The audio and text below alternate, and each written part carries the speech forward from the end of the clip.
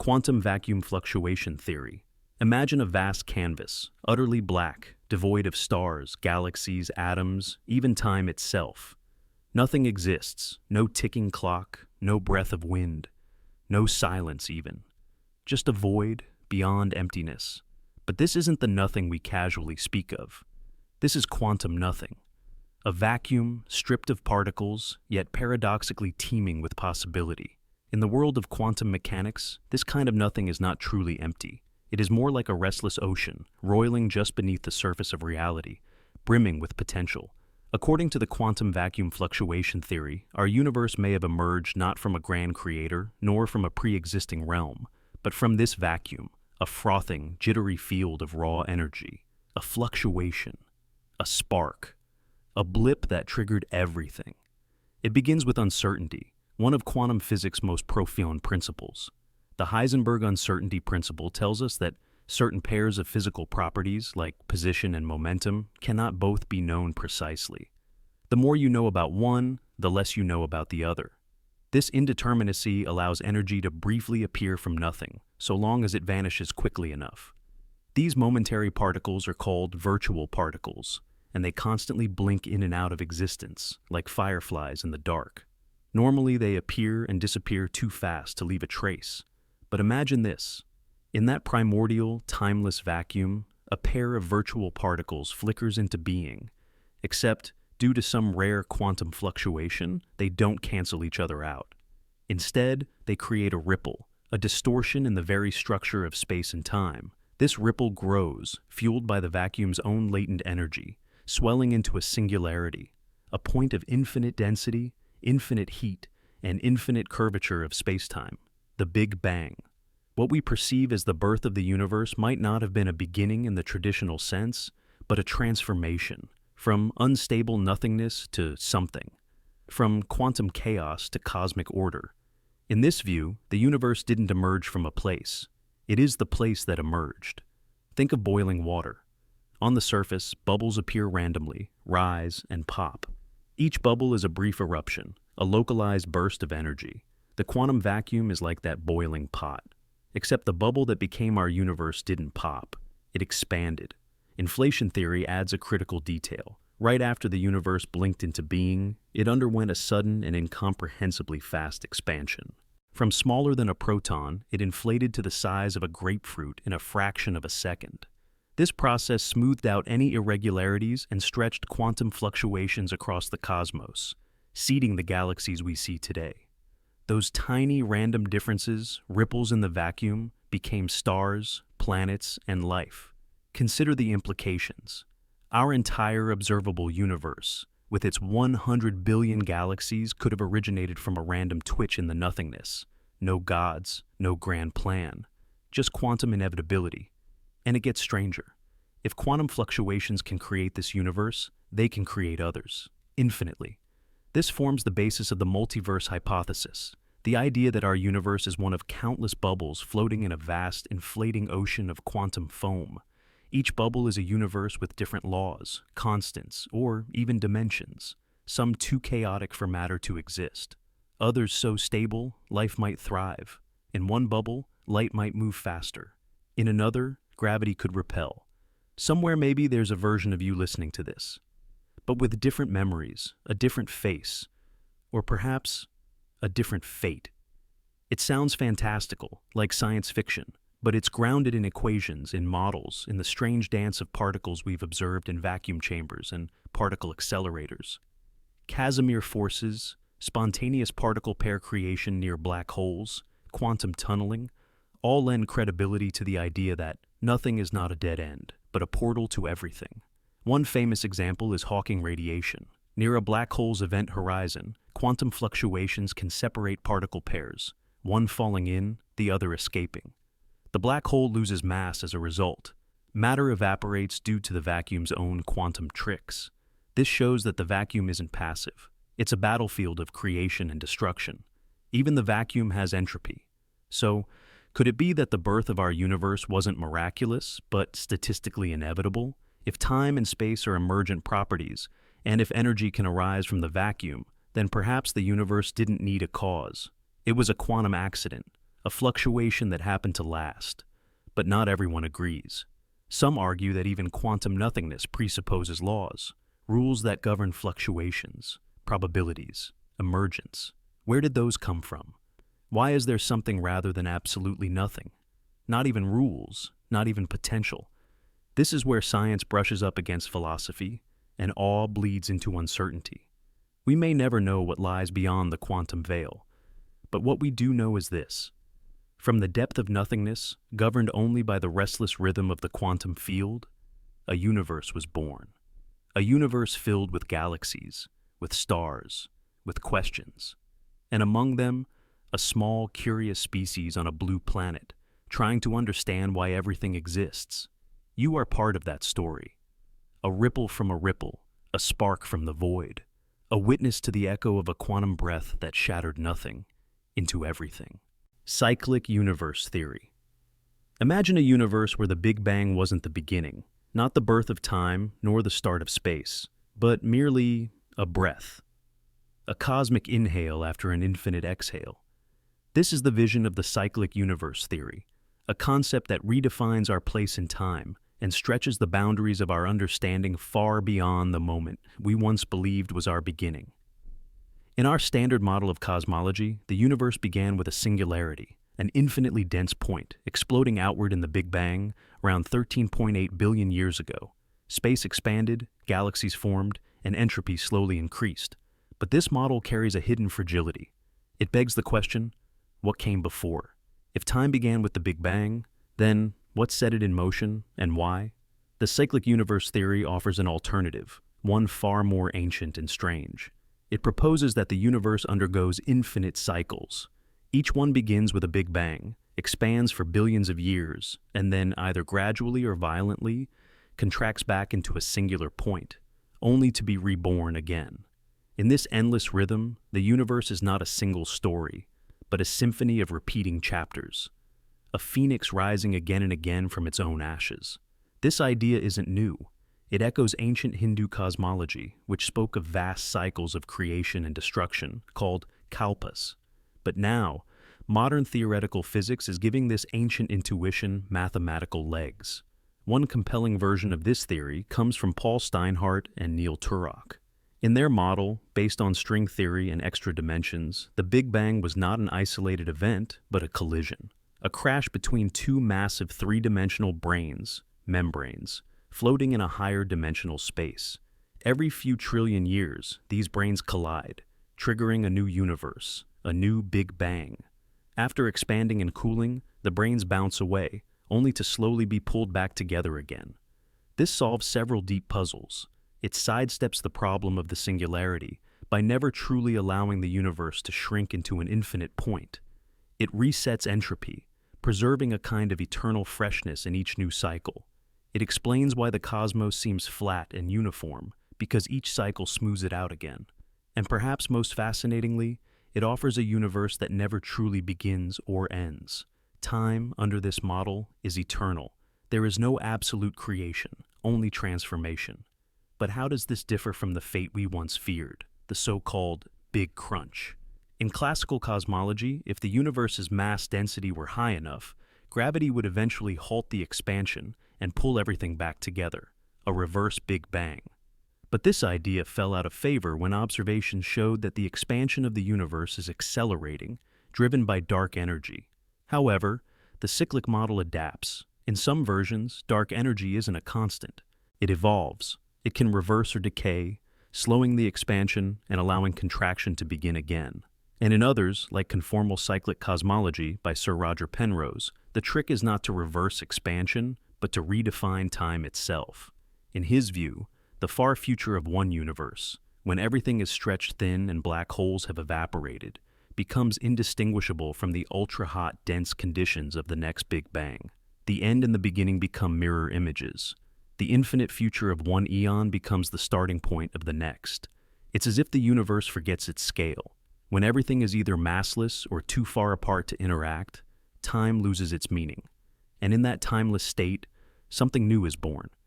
A transition so smooth, we might never notice it happened. But there are challenges. Entropy, the law of increasing disorder, seems to oppose this cycle.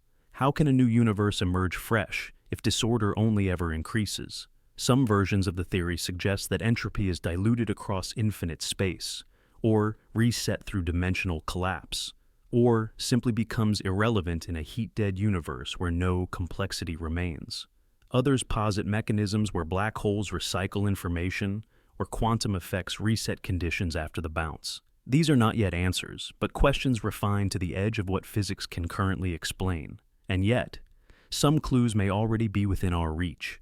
Penrose and his team claim to have found evidence in the cosmic microwave background, the afterglow of the Big Bang, of strange circular patterns. They suggest these rings of uniform temperature may be echoes from a previous eon, gravitational waves from supermassive black holes in a past universe, rippling through to us.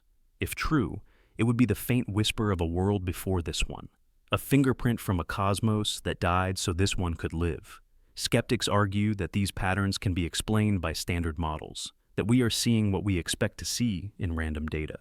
But the mere possibility has reignited the conversation, and perhaps that is what the cyclic universe theory offers most powerfully.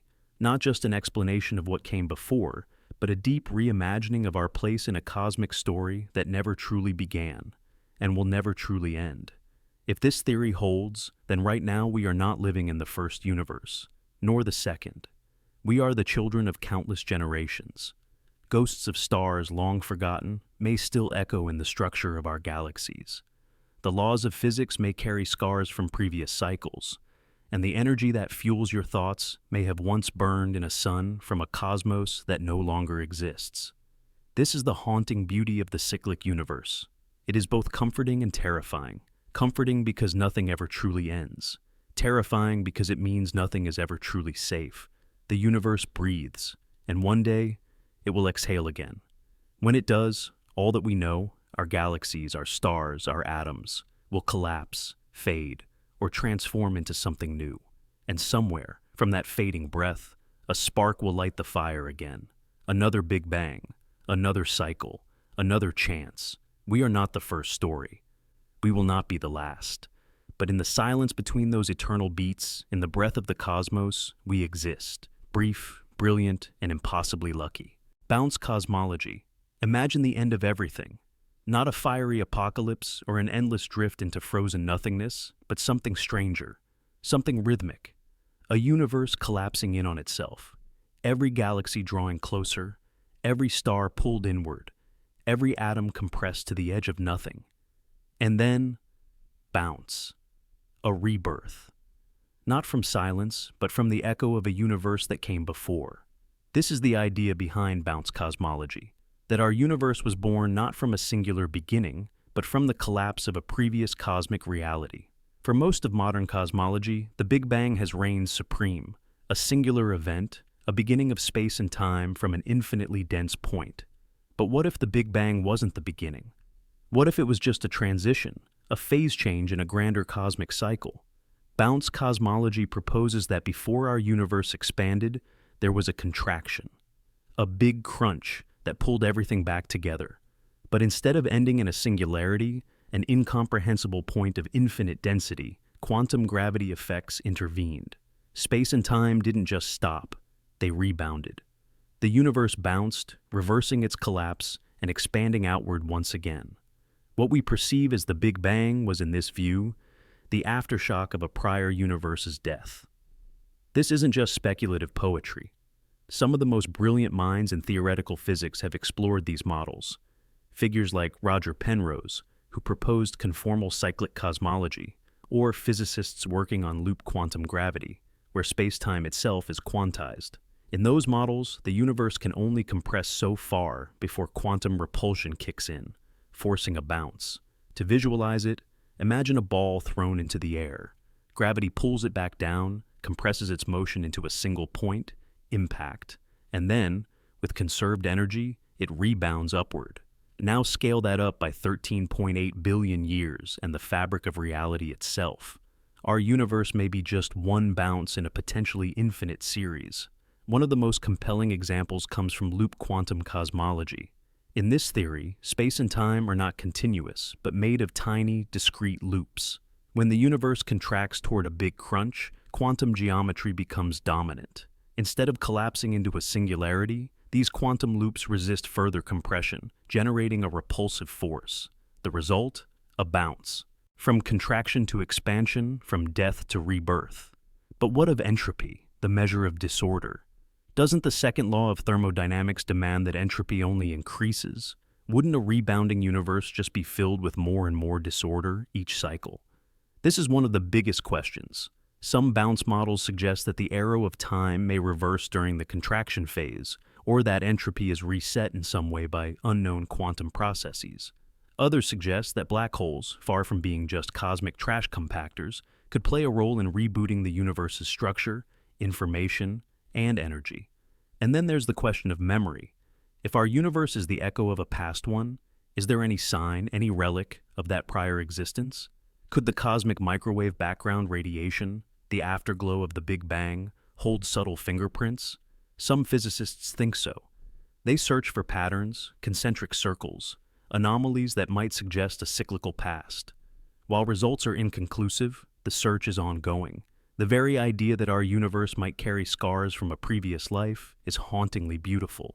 Imagine civilizations rising and falling, not just across stars, but across entire cycles of the universe.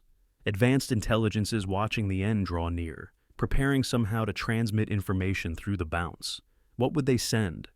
What knowledge would be worth preserving across universal deaths and rebirths? In one vision of bounce cosmology, the cycles are infinite, universe after universe, like heartbeats. In another, there's a finite number of bounces, each one closer to stability or ultimate collapse. Either way, the implications are staggering. It means our universe isn't a fluke. It's part of a rhythm, a pattern stretching across realities. We are not the first to witness the stars. We may not be the last. But it's not just about origins. Bounce cosmology challenges how we think about time. If time can reverse, or loop, or renew itself, then perhaps the entire idea of linear progression is an illusion. Perhaps what we call the beginning is just one doorway in a hall of infinite echoes. And perhaps we too are echoes, ripples of choices, matter, and thought that once existed in another universe, mirrored now in this one, a cosmic déjà vu. Maybe our dreams of immortality, of resurrection, of endless stories, aren't just myths, but subconscious memories of a deeper truth, that nothing truly begins, and nothing ever truly ends. Bounce cosmology doesn't just rewrite our past, it rewires our imagination. It invites us to see the cosmos not as a singular miracle, but as a breathing, pulsing entity, forever in motion.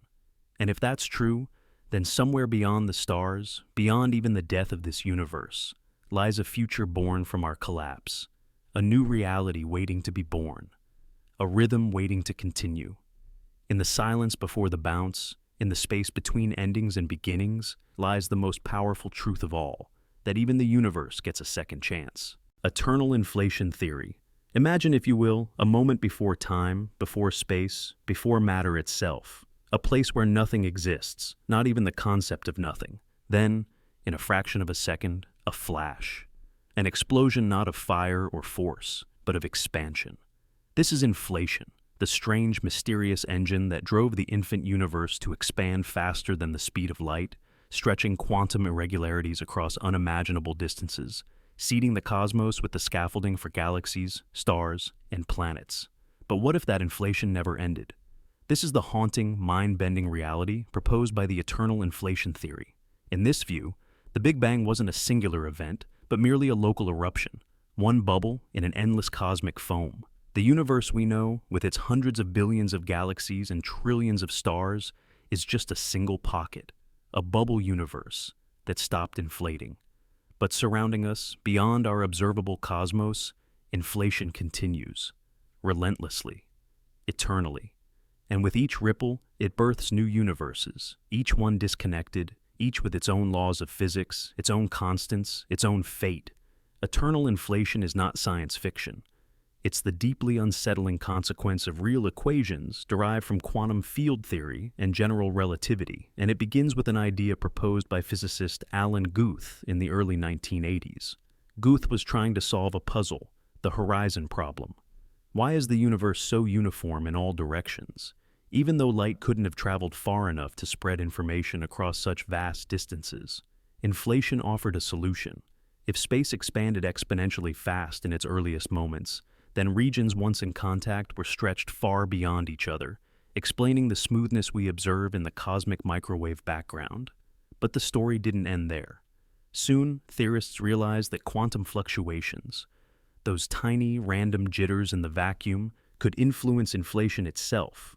In some regions, inflation slows and stops, forming what we call a universe. But in others, it keeps going, unchecked.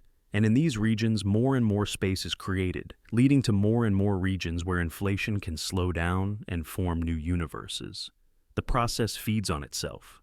A single inflating space becomes a multitude of universes, forever budding like a cosmic fractal, spinning out endless worlds, eternal, chaotic, and utterly disconnected from each other. Picture a pot of boiling water. Each bubble that forms on the surface is like a universe. Some rise quickly and pop, others grow large and drift, but the water beneath continues to boil, endlessly spawning new bubbles. That boiling water is eternal inflation, and we are inside one of those delicate, expanding bubbles, unaware of the countless others all around us, unreachable and unseen. Now imagine that each of these bubble universes could have different values for fundamental constants. In one, gravity might be so strong that stars collapse before forming planets. In another, atoms might not bind at all. In yet another, life may arise, but governed by laws completely alien to ours. This leads us directly to the multiverse, a staggering idea that there is not just one universe, but an infinite ensemble of universes, each with its own version of reality. And here's where things become even more bizarre, because if eternal inflation is true, then everything that can happen does happen, somewhere. There's a universe where you never existed, another where you lived as a scientist on a planet with 3 suns. Somewhere, there's a version of Earth where dinosaurs never went extinct. Somewhere, there's one where they evolved intelligence first. In an infinite multiverse, the improbable becomes inevitable. But how can we prove any of this? That's the tormenting beauty of eternal inflation. It's based on real, testable physics up to a point. Our own universe's early expansion, the distribution of galaxies, the patterns in the cosmic microwave background. But once inflation gives rise to disconnected universes, we lose direct access. No information can cross the vast inflating barriers between bubbles. It's like living inside a snow globe, aware there may be other snow globes out there, but unable to shake the glass and find out. Yet, some physicists believe we may find indirect signs. If another bubble ever collided with ours in the distant past, it could have left a scar in the cosmic microwave background, a circular anomaly, a telltale fingerprint from another universe. So far, no such signals have been confirmed, but the hunt continues, with satellites like the Planck telescope peering deep into the fabric of space for the faintest whisper of contact. Others take a philosophical approach. They argue that the multiverse may explain why our universe is so perfectly tuned for life. If there are infinite bubbles, each with different properties, it's no surprise that we find ourselves in one that happens to allow for stars, chemistry, biology, and thought. This is the anthropic principle. We observe a universe compatible with life simply because we are here to observe it. In all the dead universes, there is no one to ask questions. Still, many scientists are uneasy with this. They warn that if a theory explains everything, it risks explaining nothing. Science thrives on falsifiability, on predictions that can be tested. But how do you test an infinite ensemble of universes you can never reach? Is eternal inflation a genuine theory or a philosophical extrapolation? The answer may lie not in what we observe today, but in what we will observe tomorrow. As our instruments become more precise and our understanding of quantum gravity deepens, we may find subtle patterns in the vacuum itself, clues that suggest inflation is not just a chapter in the universe's beginning, but an ongoing process that defines the very nature of existence. In the end, eternal inflation challenges more than just physics. It shakes the foundation of identity, of meaning. If there are infinite versions of you across the multiverse, what makes you special? If every possible history unfolds somewhere, what is choice? What is destiny? The theory invites us to imagine not just the immensity of space, but the staggering depth of possibility. And it reminds us that the universe we call home may be a fleeting blossom on an infinite tree of worlds, one that continues to grow, silently and forever, just beyond the veil of what we can see. So, next time you gaze at the night sky, remember, the stars you see are not the whole story. They are the faint glow of our cosmic bubble, drifting in a sea of endless inflation. Somewhere out there, another bubble is forming, another universe is being born. And the great cosmic engine rolls on, eternal and unstoppable. Conformal Cyclic Cosmology, Penrose. Imagine standing at the edge of time, not the end of your life, not the heat death of the universe, but the true edge. A place where even the idea of time breaks down, where entropy is absolute, and the fabric of space has stretched to infinity. Now, imagine this edge isn't the end at all. It's a beginning, a reset, a point from which an entirely new universe is born. This is not a fantasy. It's one of the most mind-bending theories in modern cosmology. Conformal cyclic cosmology, proposed by Sir Roger Penrose, Nobel Prize-winning physicist, challenges everything we think we know about beginnings and endings. According to Penrose, our universe is not the first, nor will it be the last. Instead, we are living in one chapter, one eon, in an endless sequence of universes, each one giving birth to the next in an eternal cycle. At first glance, it sounds impossible. How can time reset? How can the end of a universe become the big bang of a new one? To understand CCC, we need to look deep into the future, far beyond stars, beyond black holes, far beyond the collapse of galaxies and even the radiation that fills the void. In this distant, almost unreachable future, matter will have decayed. Black holes will have evaporated. All that remains is pure, structureless energy, particles moving at the speed of light. No mass, no distinction, just a smooth, featureless sea of radiation. And here is where Penrose's genius emerges. He realized that such a universe, utterly empty, perfectly uniform, can be mathematically reshaped to resemble the early universe. Through a concept called conformal geometry, he strips away scale and size, focusing only on the angles and structure of space. In this mathematical world, a universe that has expanded into infinite emptiness can be compressed and reshaped into the dense, hot, structureless state we associate with the Big Bang. In essence, the end becomes the beginning, not metaphorically but literally. It's like zooming out so far on a picture that the infinite future and the infinitesimal past collapse into the same point. In CCC, time flows from one eon into another, like links in an endless chain. There was a universe before ours, and before that, another, and another still, each one rising from the ashes of the last. But this theory isn't just abstract math. Penrose and his collaborators claim to have found evidence. Ripples in the cosmic microwave background, the faint afterglow of the Big Bang, may contain circular patterns, Hawking points, named after Stephen Hawking. These spots, Penrose suggests, are signatures left behind by evaporating supermassive black holes from a previous eon. Think about that. If true, we're detecting whispers from a universe that died before ours even began. One might ask, why does this matter? Why challenge the conventional Big Bang model? Because CCC dares to answer what came before. In most models, the Big Bang is a hard stop, a beginning without a past. Time itself begins there. CCC rejects that finality. It replaces the boundary with a bridge, a new kind of continuity, one that makes time circular rather than linear.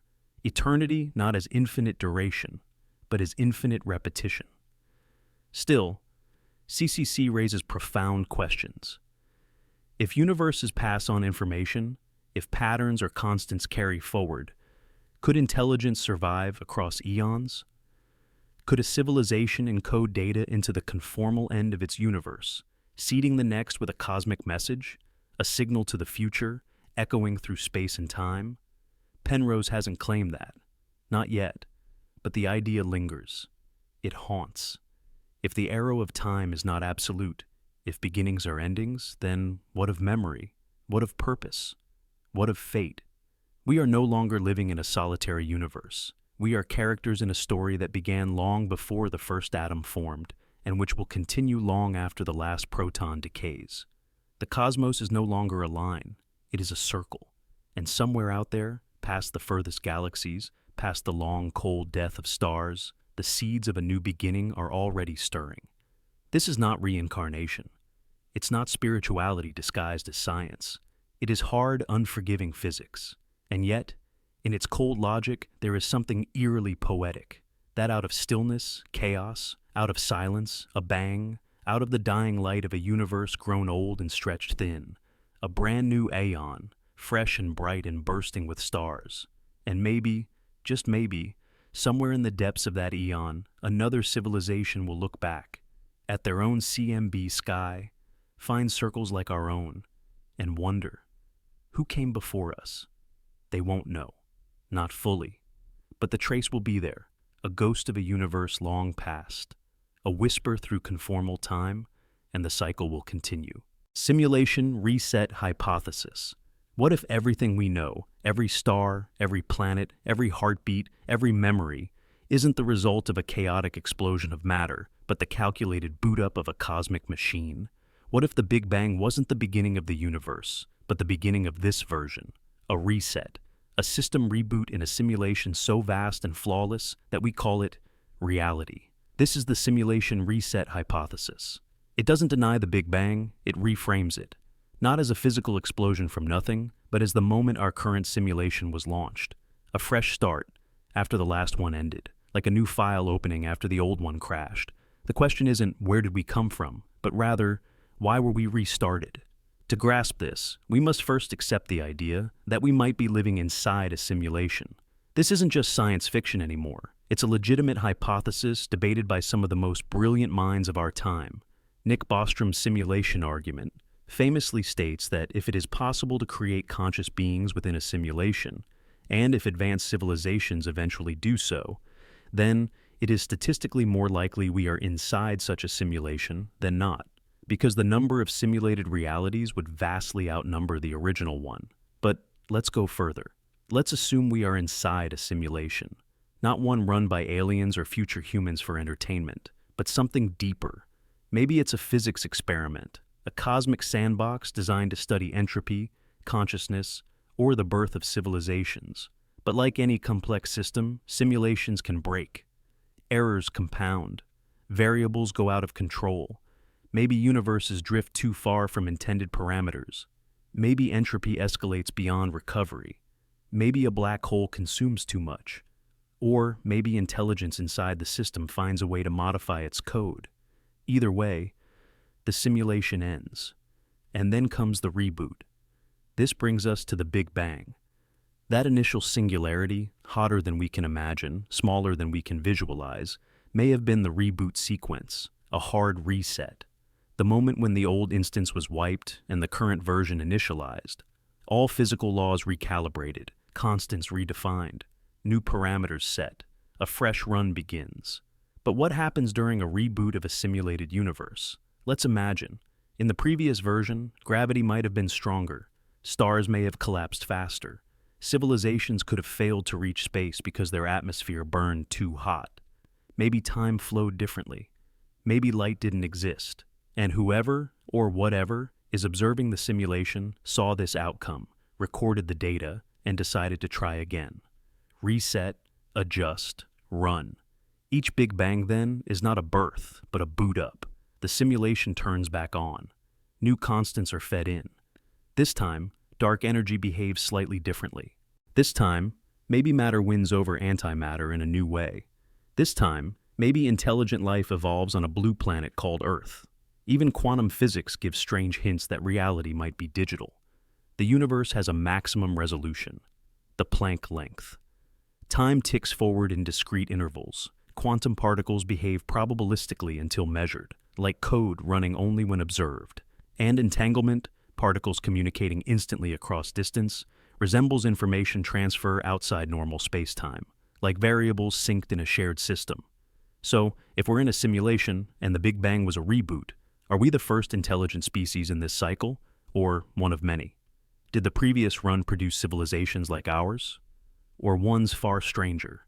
Did they discover they were inside a simulation, and that discovery crashed the system? Maybe that's the point. Maybe these cycles are part of the experiment. Test after test. Simulation after simulation.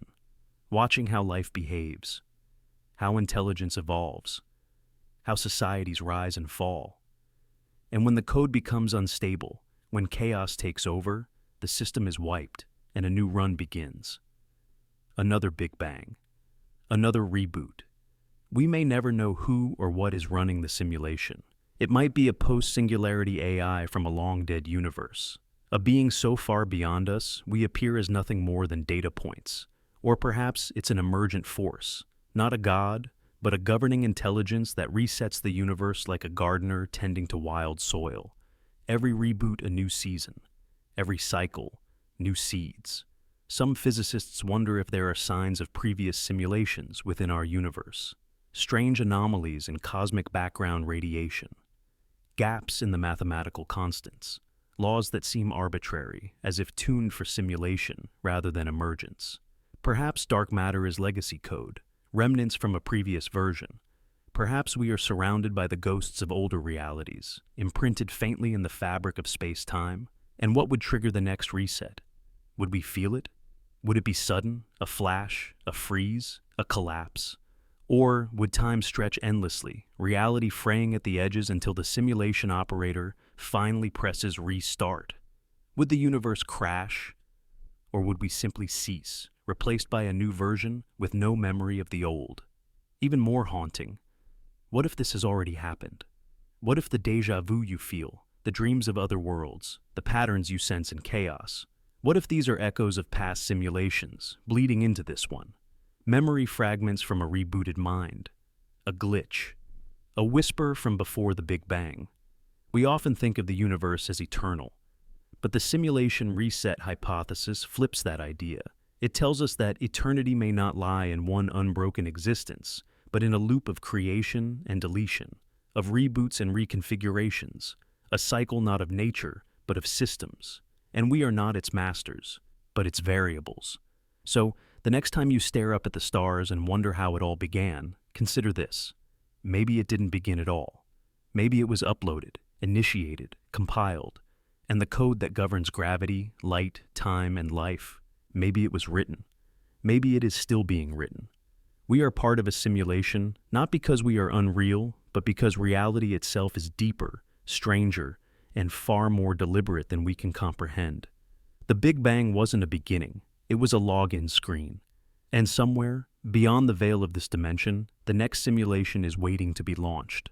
Brane collision theory, M theory. What if our universe began not with a single point exploding into space and time, but with a crash? Not an ordinary crash, but a collision of unimaginable proportions. A dimensional impact between vast cosmic membranes, floating in an invisible higher dimensional space. This is the idea behind Brane collision theory, born from the mathematics of M theory, where the very fabric of reality may be far more complex than anything we've imagined. In our familiar world, we experience 3 dimensions of space and 1 of time. But according to string theory and its grand extension, M theory, there could be up to 11 dimensions, most of them hidden from our senses, curled up, or existing far beyond what we can perceive. Within this higher dimensional reality, vast structures called branes exist. Think of them as colossal, flat universes, each like a giant sheet floating in a vast cosmic ocean. And our entire universe, everything we know, galaxies, stars, matter, time, might be stuck to just one of these branes. Now, picture 2 such branes drifting silently in a higher dimensional space. They don't usually interact. They may be parallel, separate, each hosting their own laws of physics. But then, something changes. A pull, a slow convergence. 2 entire dimensions, each carrying the weight of entire realities, move closer and closer until they collide. This collision doesn't just create fire, it births a universe. The energy released by this cosmic impact is staggering, more than enough to create all the matter and radiation we observe in the universe today. According to this theory, the Big Bang wasn't the beginning of everything. It was just the consequence of a multi-dimensional crash, a spark born from the friction between realities. This is not science fiction. It's rooted in the mathematics of string theory. In particular, M theory posits that the fundamental building blocks of the universe are not point-like particles, but tiny vibrating strings. These strings can exist on higher dimensional surfaces, branes, some of which may be incredibly vast. Our universe may be a three-brane, a three-dimensional brane where only gravity can leak into the extra dimensions. Gravity's strange weakness compared to the other forces, something that has puzzled physicists for decades, might be explained if gravity is the only force that extends into these extra dimensions. The rest, electromagnetism, the strong and weak nuclear forces, are stuck on our brane. That's why we don't notice the higher dimensions, even if they're all around us. But the collision between branes? That changes everything.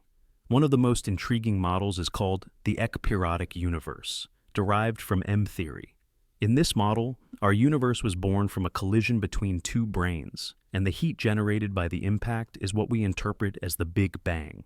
But this wasn't necessarily a one-time event. These branes might oscillate, moving apart and then crashing together again.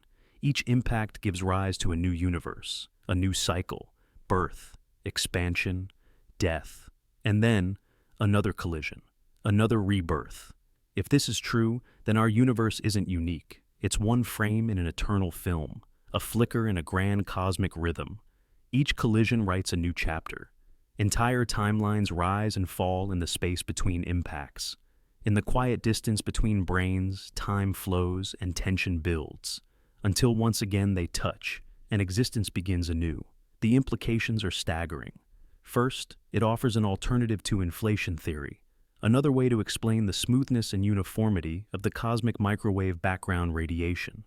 Second, it opens a door to a multiverse, not of randomly branching quantum bubbles, but of structured, repeating universes emerging from brane collisions. And perhaps most unsettling of all, it means that our Big Bang wasn't unique, that the deepest origin of our universe came from something outside of it, something we can never directly see, but which shaped everything we are. A brane beyond the veil, a neighboring dimension that, for the briefest moment, came close enough to change everything. Imagine it, an entire universe held on a cosmic sheet, drifting through 11-dimensional space.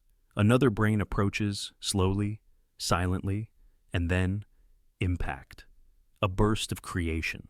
Laws of physics are written, time begins. Galaxies form.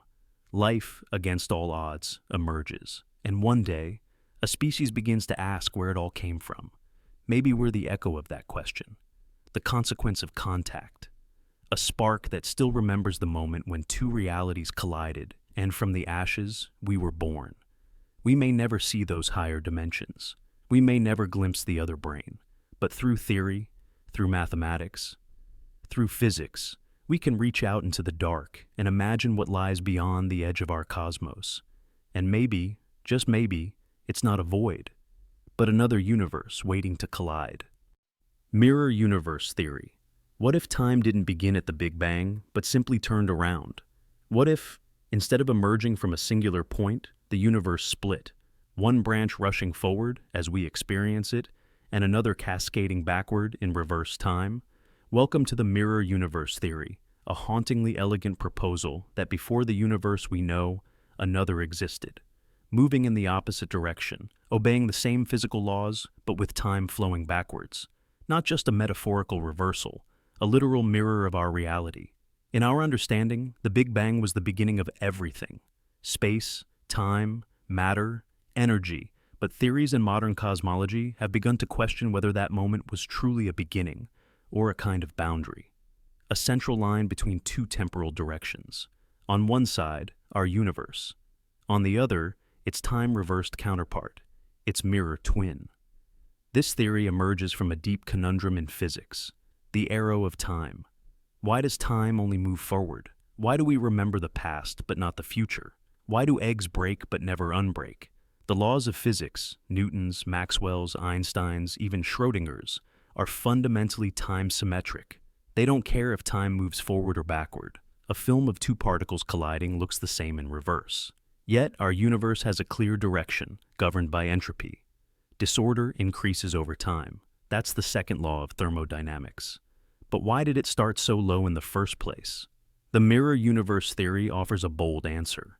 It suggests that the Big Bang was a moment of perfect symmetry, not just of space and energy, but of time itself. At that singularity, entropy was at its lowest point, Because it was the middle. On one side, time flows forward. On the other, it flows backward. Each universe expands, ages, evolves, but in opposite directions. In their own frames, each universe believes it is moving forward in time, because within each, entropy increases. Think of it like a cosmic hourglass. The narrow center, the Big Bang, is the point of lowest entropy, like the neck of the glass. Sand flows away from it in both directions. In each half, time appears to move forward from its own perspective. But together, both are mirror reflections of each other, governed by the same physical laws, just inverted in time.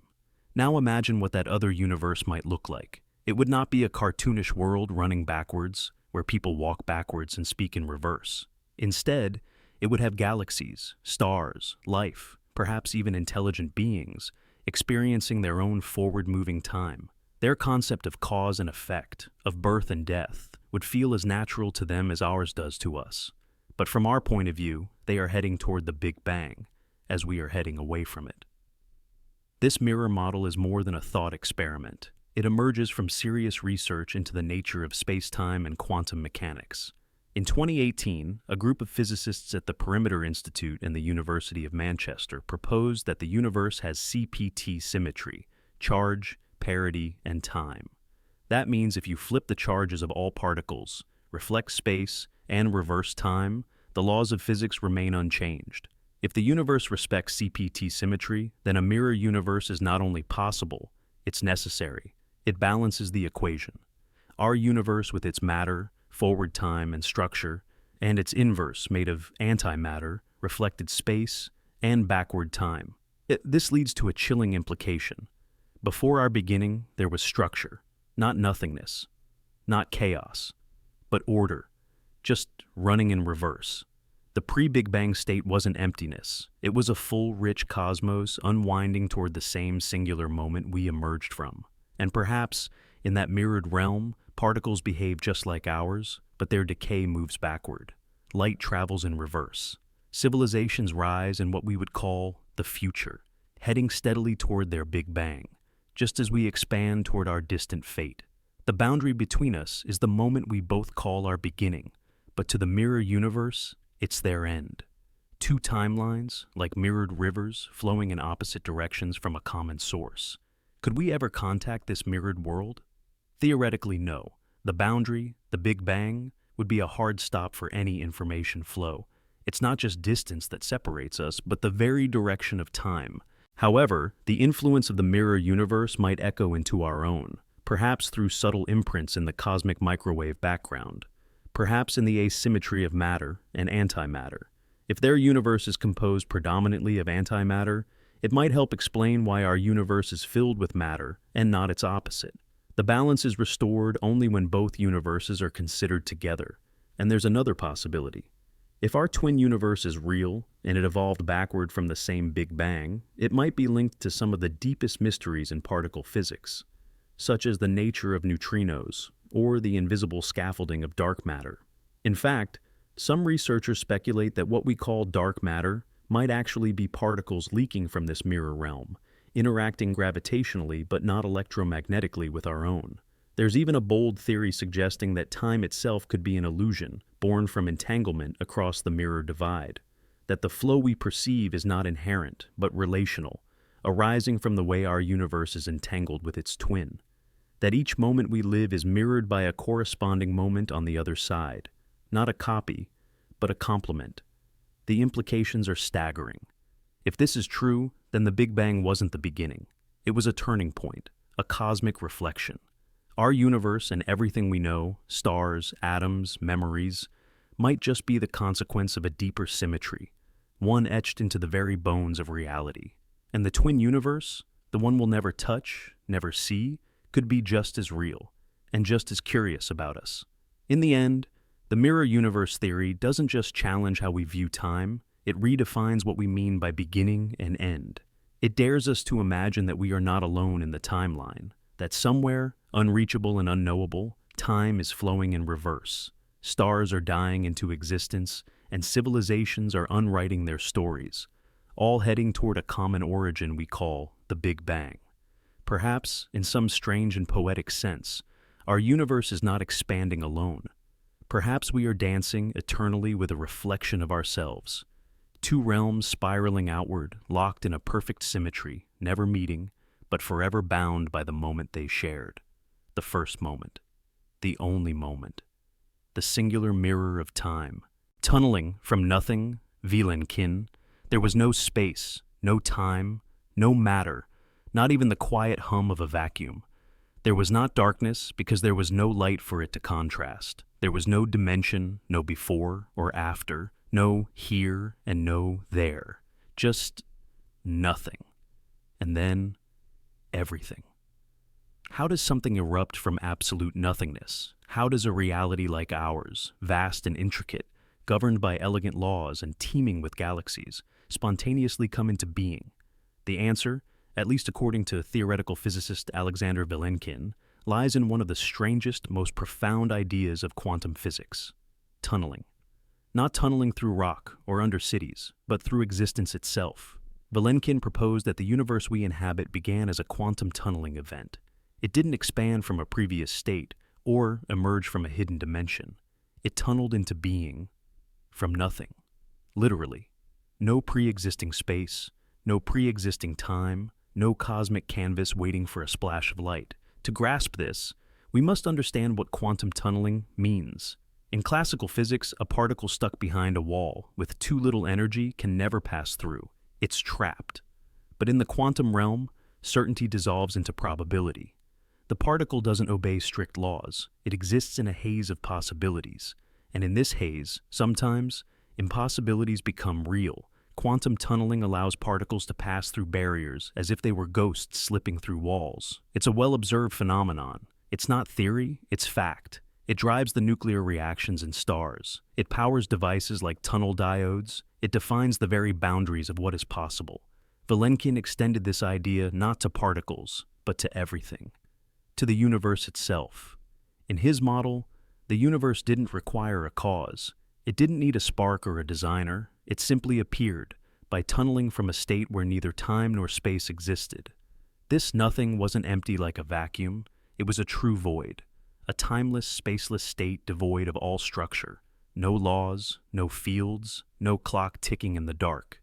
Then, at random, an instability formed. A fluctuation with just the right characteristics. And in one impossible, spectacular moment, that fluctuation tunneled into existence. And from that flicker came the universe. A birth without a womb. A creation with no cradle. But the mathematics of this idea are no less elegant. Using quantum cosmology, Vilenkin derived a wave function for the universe. A probability cloud not of particles, but of whole realities. And within that cloud, certain universes were more likely to emerge than others. Ours, spatially flat, uniform, governed by specific constants, was one of the possible outcomes. A likely child of the quantum void. This theory doesn't explain why the laws are what they are, but it does something more audacious. It explains why there is anything at all. It reframes the ultimate question, not why does something exist, but why not? In Vilenkin's view, the answer is simple. Because in the absence of constraints, anything that can happen will happen. And given infinite time, or rather, in the absence of time altogether, even the rarest of events becomes inevitable. You may wonder, if something can tunnel into existence from nothing, why don't universes appear all the time? But maybe they do.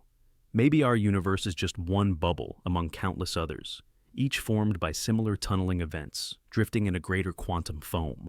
Other realities with different physical laws, branching off from the same timeless void. A multiverse, not the product of inflation or string theory, but of quantum birth itself. And we, by chance, arose in one that allowed life, the right conditions, the right constants, the right chemistry for stars, planets, and minds capable of asking these questions. But make no mistake, this is not merely an abstract notion. The implications are existential. If Vilenkin is right, then our very existence is a quantum accident, a fluctuation from nothing, untethered to purpose or plan. We are not the products of destiny. We are echoes of chance. And yet, in that randomness lies something beautiful. Because from this blind, spontaneous emergence came consciousness, came wonder, came beings capable of looking into the void and imagining how it all began. We are the universe questioning its own birth, a self-aware ripple in a sea of probability. Vilenkin's model is not without its critics. Some argue that tunneling from nothing is still predicated on mathematical rules, that even to describe the void, we invoke structure, that nothing in this sense isn't truly nothing, but a hidden quantum field, or a potential landscape of possible outcomes. But perhaps that's our limitation. We are creatures built within space and time. We can't truly imagine the absence of both, so we fill it with metaphors, with symbols, with math. But beneath those symbols, there may lie a truth too alien to describe directly, that nothingness itself has the potential to bloom. So, what if all of this, every star, every breath, every thought you've ever had, is the product of a cosmic dice roll? Would that make life meaningless?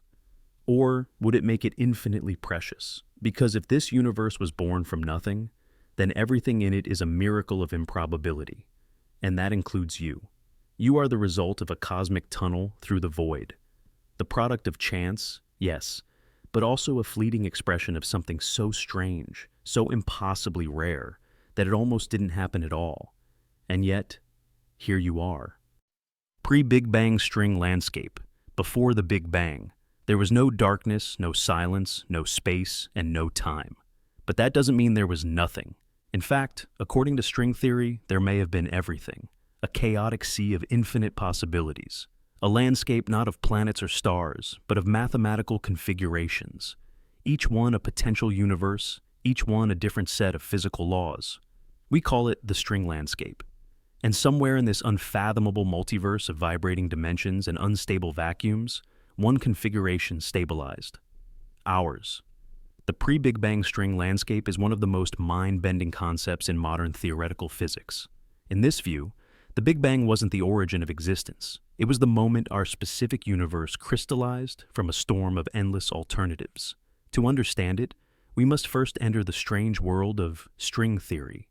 In this framework, the most fundamental building blocks of reality are not particles, but tiny vibrating strings of energy. Every force, every particle, every law of physics we observe is a result of how these strings vibrate, interact, and fold within dimensions we cannot see. And here's the astonishing part. String theory requires additional dimensions. Not just the 3 we move through and the one we experience as time, but 6 or 7 more, tightly curled and hidden from our perception. These extra dimensions can be compactified in nearly infinite ways, and every way represents a different version of reality, a different universe, with its own laws, constants, and forces. Imagine a landscape with valleys and hills. Each valley represents a stable vacuum state, a configuration of string vibrations and compact dimensions that can host a universe. But most of the landscape is unstable, like shifting sand dunes in a storm. The pre-Big Bang state may have been a vast, churning quantum foam where these configurations were constantly forming and collapsing, emerging and dissolving, never stable enough to become a universe. Until one did. In this picture, the Big Bang was not the birth of existence. It was the phase transition, a quantum event where one configuration stabilized, a deep valley in the landscape, and space, time, and physical law suddenly cohered into what we now experience as reality. Our universe isn't the only one possible. It's just the one that worked. But why this one? The string landscape isn't just vast. It's possibly infinite. The number of potential vacua is estimated at 10 circumflex 500. That's a number so large it dwarfs every atom in the known universe. It's like standing before a cosmic roulette wheel with almost limitless outcomes. Yet somehow, the ball landed on us. A universe with stars, chemistry, gravity, and life. This brings us to the principle of anthropic selection. In this model, universes with chaotic laws, unstable atoms, or no forces never become observable. Only the rare few that support complexity and consciousness are noticed, because only those can host beings capable of noticing. It's a controversial idea. It says that we see this universe not because it was destined, but because it was one of the few in which we could exist.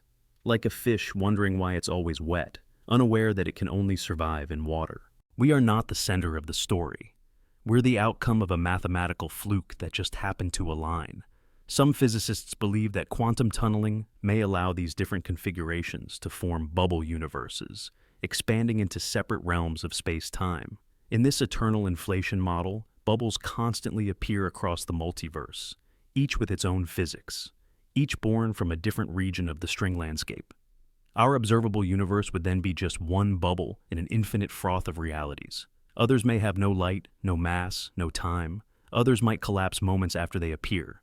But some, rare, miraculous ones, stabilize. And one of those is us.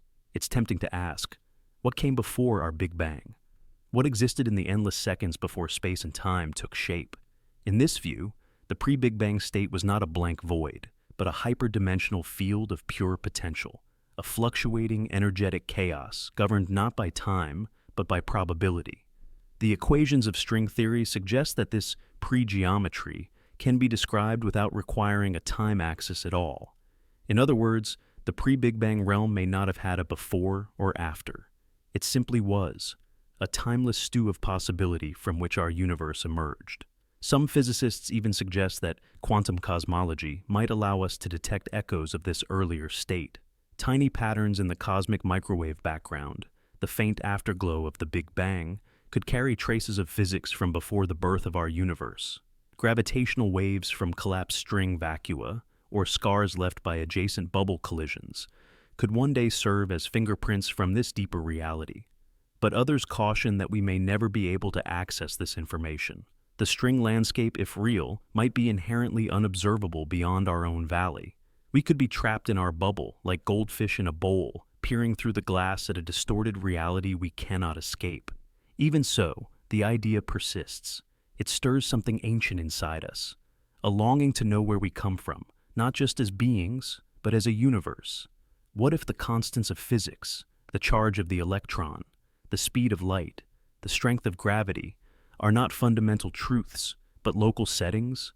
Dials tuned by a cosmic hand we'll never see? What if somewhere else in the string landscape, there is a universe where time runs in reverse, or where galaxies form in seconds and die in minutes? What if intelligence arose in another bubble and looked out at their stars and wondered, as we do, where it all began? The pre-Big Bang string landscape suggests that our universe is not the only story, not the first chapter, not the final word, but one stanza in an infinite poem of mathematical possibility. In this poem, the laws of nature are not written in stone. They are etched into the valleys of an unimaginable terrain, and we are the echo of one stable configuration, trembling on the strings of a higher dimensional symphony. So the next time you look up at the night sky and feel small, remember, you're not just part of a universe, you're part of a solution, a rare answer to an equation that almost never works, a harmony struck in the dissonance of the string landscape, a flicker of structure in an endless sea of chaos. We may never know what lies beyond the edge of our bubble, but in daring to imagine it, we remind ourselves that even in the face of the infinite, we can still ask the most human question of all. Why this one? Fractal universe origin. What came before our universe? That question has haunted every civilization that ever looked up at the night sky. But what if the answer isn't a singular event, or even a linear timeline, but a pattern? A structure so infinite, so recursive, that every universe is just a leaf on the branch of something vastly larger. This is the concept of the fractal universe origin, a cosmic hierarchy of self-similar realities, each universe nested within others, like reflections inside mirrors, stretching into the infinite. In mathematics, a fractal is a shape that reveals the same pattern no matter how much you zoom in. The edges of a snowflake, the branching of trees, the veins in your lungs, nature is filled with these recursive structures. But what if the entire cosmos is built the same way? What if reality itself is fractal, not just in appearance, but in origin? In this view, our universe is not the top of the cosmic ladder, nor is it the bottom. It is a node, a branching point, part of a grander architecture of space, time, and dimension. Before the Big Bang, there wasn't nothing. There were other universes, smaller ones, larger ones, perhaps governed by similar laws of physics, perhaps vastly different. They weren't simply before us in time, but above and below us in a fractal structure of creation. Imagine zooming out from the entire observable universe. You pass through clusters of galaxies, through the cosmic web, And then, the shape begins to repeat. Patterns emerge. Each supercluster seems to echo the form of smaller ones. Keep zooming out, and eventually what you're seeing is no longer just structure, it's hierarchy. Universes stacked within universes. Our Big Bang becomes not the origin, but a node in a vast tree, the product of a branching event in a larger cosmos. Now imagine zooming in instead, past atoms, past quarks, into the quantum foam. There, too, space is alive with fluctuations, virtual particles appearing and vanishing. Could each of these fluctuations be the seed of a tiny universe? Could the fabric of space-time itself be riddled with minuscule, self-contained cosmoses? Some theories suggest it. In certain versions of quantum gravity, the vacuum isn't empty at all. It's fractal, a dynamic sea of possible realities. This idea is more than metaphor. It arises in speculative physics and cosmology, where the assumption of smooth space-time begins to break down. At Planck-scale energies, space becomes turbulent, irregular. Some scientists propose that this turbulence reveals an underlying fractal geometry, an echo of the larger structure beyond. And then there's holography, the idea that the information of our 3D universe is encoded on a 2D boundary. If true, then what we perceive as depth and motion could be projections from deeper patterns. Fractals, after all, can encode infinite detail in finite space. Could our universe itself be a projected slice of something far more intricate? A single fractal shard of a hyperdimensional lattice? One compelling idea is that black holes might be portals between these levels. Not wormholes in the sci-fi sense, but energetic pinch points where the scale of reality changes. When a massive star collapses and becomes a singularity, it may punch through the structure of one universe and spill into the next layer. What emerges on the other side? A baby universe? Or merely a spark in a different fractal node?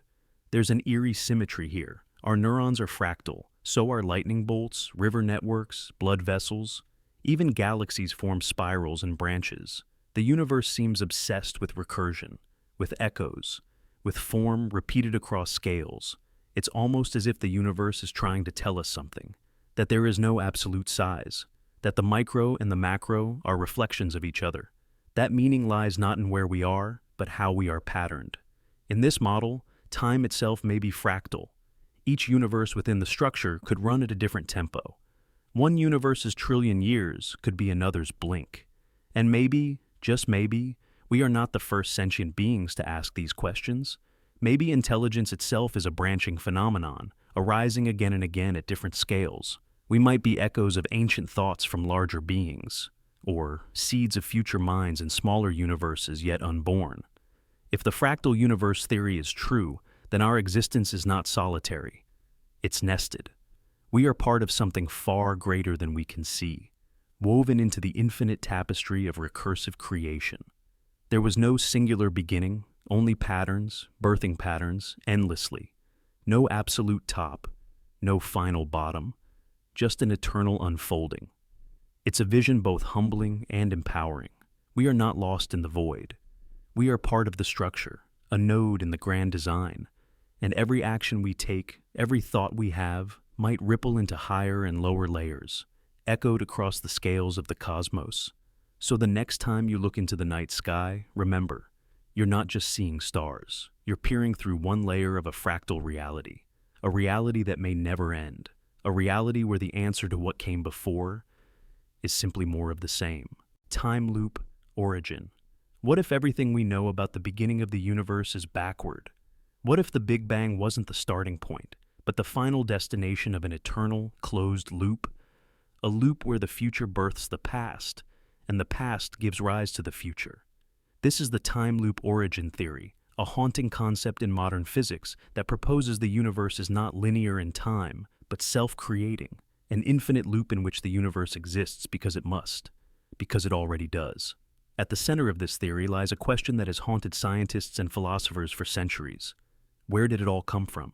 Not just stars or galaxies, but space itself, time itself, the raw fabric of being. The Big Bang has long been our go-to answer. It's the point where everything emerged from a singularity of infinite density. But that answer creates a paradox. What triggered the bang? Why was there something rather than nothing? If time itself began at the Big Bang, then what caused time to begin? Time loop origin theory rewires this dilemma by removing the need for a beginning altogether. It suggests that the universe is a self-contained time loop, a causal circle without start or end. In this model, the Big Bang is not the origin of the timeline, it's its pivot. The universe doesn't just evolve forward from that moment, it folds back on itself, with its future conditions becoming the cause of its own birth. This is not just poetic speculation. It's grounded in ideas from general relativity, quantum field theory, and the mathematics of closed time-like curves, solutions to Einstein's equations where time forms a loop. These curves suggest that under extreme gravitational conditions, such as those found in black holes or in the early universe, time might be able to bend back onto itself. Instead of flowing like a river, it forms a circle. In such a structure, cause and effect are no longer separated. The effect becomes its own cause. Imagine a book that writes itself. The final chapter dictates the first, and each page exists because the others do. There is no outside author, just a perfect loop of self-consistency. That's what the universe might be, a cosmic narrative that closes its own loop. This idea becomes even more compelling when you consider quantum mechanics. In the quantum world, particles can exist in superpositions, be entangled across space, and even influence their own pasts through retrocausality, a deeply controversial but increasingly studied phenomenon. In certain interpretations, like the two-state vector formalism, events are determined not just by their past, but by their future as well. This means the future state of the universe could be feeding back into the past, shaping it, guiding it, completing the loop. A striking implication of the time loop origin is that the universe may not require an external explanation. It doesn't need to be created because it is its own creator. It exists because it always existed, just not in a way we're used to thinking. In such a system, questions like, what came before the Big Bang, become meaningless, because the Big Bang is both before and after everything. Some physicists argue that this model elegantly solves several major problems in cosmology.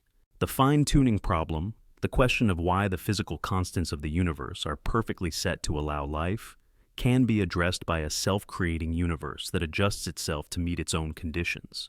If the universe needs certain properties in order to create itself, only universes with those properties will exist. It's not chance. It's necessity through self-consistency. Others have gone further, proposing that the seeds of the Big Bang were planted by the far future of the universe, perhaps at its heat death or collapse. That somehow, through exotic processes like quantum tunneling or vacuum decay, the end of time feeds back into the beginning. In this view, time is like a Mobius strip, seemingly linear on the surface, but twisted into a one-sided loop upon deeper inspection. This theory also challenges our understanding of entropy. Normally we think of entropy, the measure of disorder, as always increasing. But in a closed loop, entropy must somehow reset. Some researchers suggest that as the universe approaches its final state, either an ultra-dense crunch or a cold, empty fade, it transitions into conditions indistinguishable from the Big Bang, where entropy is again at a minimum. It's not a reset in the sense of a new cycle, but the exact same one repeating because time itself is cyclical.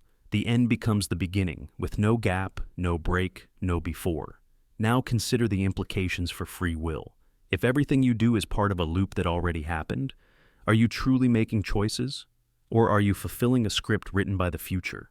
Are your memories real, or echoes from a universe that's already completed its path, like grooves in a record replaying themselves? And if time is a loop, could we, somehow, step outside it? Could a consciousness evolve that sees the full circle at once? In science fiction, we often imagine time loops as traps, characters reliving the same day, trying to escape. But the time loop origin theory suggests that all of existence may be one grand, unescapable loop. And it's not a trap, it's the answer. The ultimate self-contained system. The universe doesn't need something outside itself to start the engine. The engine turns because it is turning. We may never be able to test this theory directly. The loop, by its nature, would be self-consistent and self-hidden. But there might be subtle clues. Anomalies in the cosmic microwave background, unexpected symmetries in the laws of physics, or peculiar correlations between distant events, signs that the future is already entangled with the past. If the theory holds, then somewhere, deep in the structure of time itself, The Big Bang is still happening, not as a moment long gone, but as an ever-present boundary. We're not racing away from it, we're racing toward it, even as it recedes from both directions of the timeline. And maybe, when we reach the end of our cosmic journey, we won't find a void, or a wall, or a cold death. Maybe we'll find ourselves back at the beginning, not because we turned around, but because we never really left. The universe creates itself. Time feeds back on time, and the story, strange and eternal, folds perfectly in on itself, forever echoing, forever becoming, forever complete. Pre-quantum state, before time began, before space unfolded, before particles danced or photons flashed, there was something. But it wasn't matter. It wasn't energy. It wasn't even emptiness. It was possibility, a pure, infinite haze of potential. Not a thing in itself, but a field of probabilities, a timeless, formless quantum state where everything that could be already was, in some ghost-like, unrealized way. A place with no here, no now, no when. Just probability amplitudes drifting in a sea of uncertainty. This is what some physicists believe preceded the Big Bang. Not a cosmic fireball, not a dense singularity, but a pre-quantum state, a realm where the fundamental ingredients of reality, particles, forces, even time itself, did not yet exist. Only wave functions, only probabilities. In this strange landscape, nothing is definite. Everything is smeared across countless outcomes. A universe where the very notion of existence flickers like a candle in a wind that hasn't yet started to blow. There was no ticking clock, no countdown to creation, because time itself was still sleeping, curled within the folds of quantum mathematics. And then something happened. Not in time, but to time. The pre-quantum field collapsed. A wave function, stretched across all potential histories, suddenly snapped into just one. That collapse was the Big Bang. Not an explosion, but a crystallization. Not a bang, but a choice. But who made the choice? In quantum mechanics, collapse usually happens when a measurement is made, when a system interacts with an observer or environment, and probabilities become real. But before the Big Bang, there were no observers, no systems. So what collapsed the wave function? Some theorists suggest it was self-collapse, that the pre-quantum state was unstable, and like radioactive decay, it inevitably transitioned into a more stable state, space-time. A single universe selected randomly from a limitless cloud of maybes. Others propose that decoherence occurred, a kind of quantum domino effect, where parts of the system entangled with one another, forcing the entire structure to pick a form. Regardless of mechanism, the result was staggering. A cascade of probability became actuality.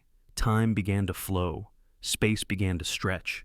Energy, once only a phantom pattern in the void, ignited and roared across the newborn cosmos. And from that single frozen instant, all of it emerged.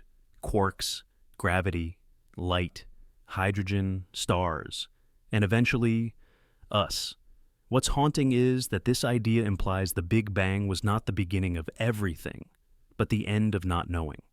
The transition from pure potential to actual being. A quantum dawn, not from nothing, but from the infinite shimmer of all things waiting to be.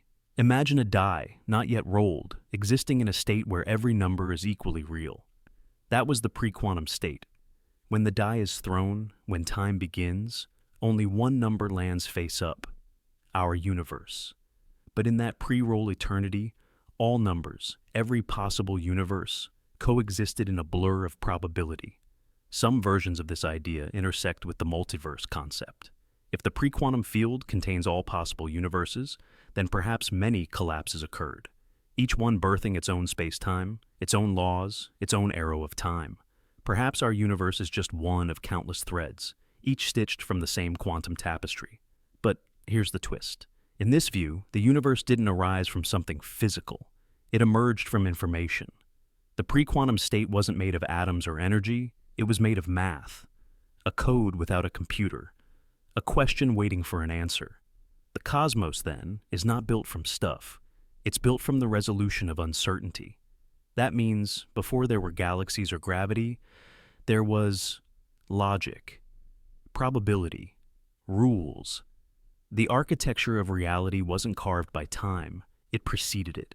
The universe may be physical, but its origin is conceptual, almost like a thought, without a thinker. This is not religious mysticism, it's raw theoretical physics. It comes from efforts to reconcile quantum mechanics with cosmology. Theories like quantum gravity, loop quantum cosmology, and even string theory propose that the early universe was not a hot, dense object, but a timeless quantum function beyond intuition. Yet this makes it no less real. The cosmic microwave background, the afterglow of creation, may carry whispers of the pre-quantum state, tiny fluctuations stretched across space that reflect the shadowy uncertainty of a world before time. We are still listening, still decoding. And what does this mean for us? It means we are the children of probability, the descendants of an abstract haze that once had no form, no flow, no rhythm. Our atoms, our thoughts, our very sense of linear time, they all emerged from a moment when the universe decided to become real. And if that can happen once, it could happen again. The pre-quantum state may never truly vanish. It may lie beneath reality, waiting, timeless, patient, ready to collapse into a new universe, one with different constants, different physics, different stories. But for now, we are here, in this version of reality, on this timeline, breathing in the aftermath of a quantum choice made at the edge of forever. You are not just a being in time, you are time's realization, a singular ripple in the quantum ocean, finally made real. Dimensional collapse. Theory, before the first atoms, before space stretched and stars ignited, before even time itself began to tick forward, reality was something far stranger than we can comprehend. Not empty, not nothing, but something far more alien. A place of higher dimensions, beyond the three we know, beyond the fourth we experience as time. A vast, complex structure of extraspatial dimensions woven into the fabric of existence. And then, something happened. Something collapsed. A transformation so violent, so absolute, that the energy released in that moment tore open what we now call the Big Bang. The dimensional collapse theory doesn't ask what caused the Big Bang. It asks what reality was before it, and what shattered to give birth to us. To most of us, the universe is three-dimensional: length, width, height, moving through the flow of time. But string theory and its cousin, M theory, suggest there may have been more, many more. 10, 11, even more spatial dimensions curled together in a structure far richer than anything our senses can perceive. In that primordial state, the universe may have existed as a hyperdimensional object, balanced, unified, silent. But higher dimensions are inherently unstable. Just as a tower becomes more fragile the taller it gets, a universe with more than 3 large spatial dimensions may be doomed to collapse. The mathematics suggests that certain configurations of space cannot last. They decay, contract, fold inward on themselves. And when this collapse occurs, the energy bound in those extra dimensions doesn't disappear. It is released, liberated, converted. And in one cosmic instant, that energy explodes outward, not in space, but as space. The Big Bang wasn't an explosion inside the universe. It was the universe, erupting into being as the fabric of higher dimensional space crumpled. Imagine a sheet of paper tightly rolled into a cylinder. If it unravels, its stored tension is released. Now imagine that paper isn't 2-dimensional, but 11-dimensional. Its collapse unleashes forces beyond comprehension. In the dimensional collapse theory, that collapse is what seeded our reality. Time began, not because something started ticking, but because the structure that prevented time from existing suddenly broke. Space began, not as an expansion from a point, but as a rebirth from something far beyond our geometry. Why 3 dimensions? Why not 4 or 5? The theory offers a haunting answer. Only 3 spatial dimensions survived the collapse. Only they expanded. The others, like scars, remain curled up, infinitesimally small, hidden at every point in space, detectable only through the equations they influence. They still exist, but we can't move through them. They are ghosts of a larger reality, locked behind a veil of scale. This collapse didn't just birth space, it dictated the rules, the constants of nature, the speed of light, the strength of gravity, the charge of the electron, all determined by how those higher dimensions folded. A subtle shift in that collapse, and our universe would be unrecognizable. Atoms might not form. Stars wouldn't burn. Life, impossible. In this view, we are not just children of the stars, we are children of a fallen dimension. We walk through space shaped by a catastrophe that ended a greater geometry, a fall from higher realms that gave rise to ours. Some scientists speculate that traces of this collapse might still linger, that the echo of extra dimensions could be hiding in the behavior of dark matter or in gravitational waves that ripple through the universe. Perhaps tiny imprints in the cosmic microwave background hold the pattern of a once greater reality. Perhaps black holes are more than singularities. They could be tears in the fabric, pinholes through which those old dimensions still whisper. In their impossible gravity, maybe we see glimpses of what space once was. And what if the collapse happens again? If higher dimensions can fall, could they rise once more? Could our own dimensions be unstable in the far future, destined to collapse into something lower or higher once again? Will space crack open, releasing another wave of incomprehensible energy, birthing a new kind of universe? Or perhaps it has already happened elsewhere. In some distant corner of the multiverse, dimensions we can't perceive may have already folded, erupting into alien universes governed by physics we can't even imagine.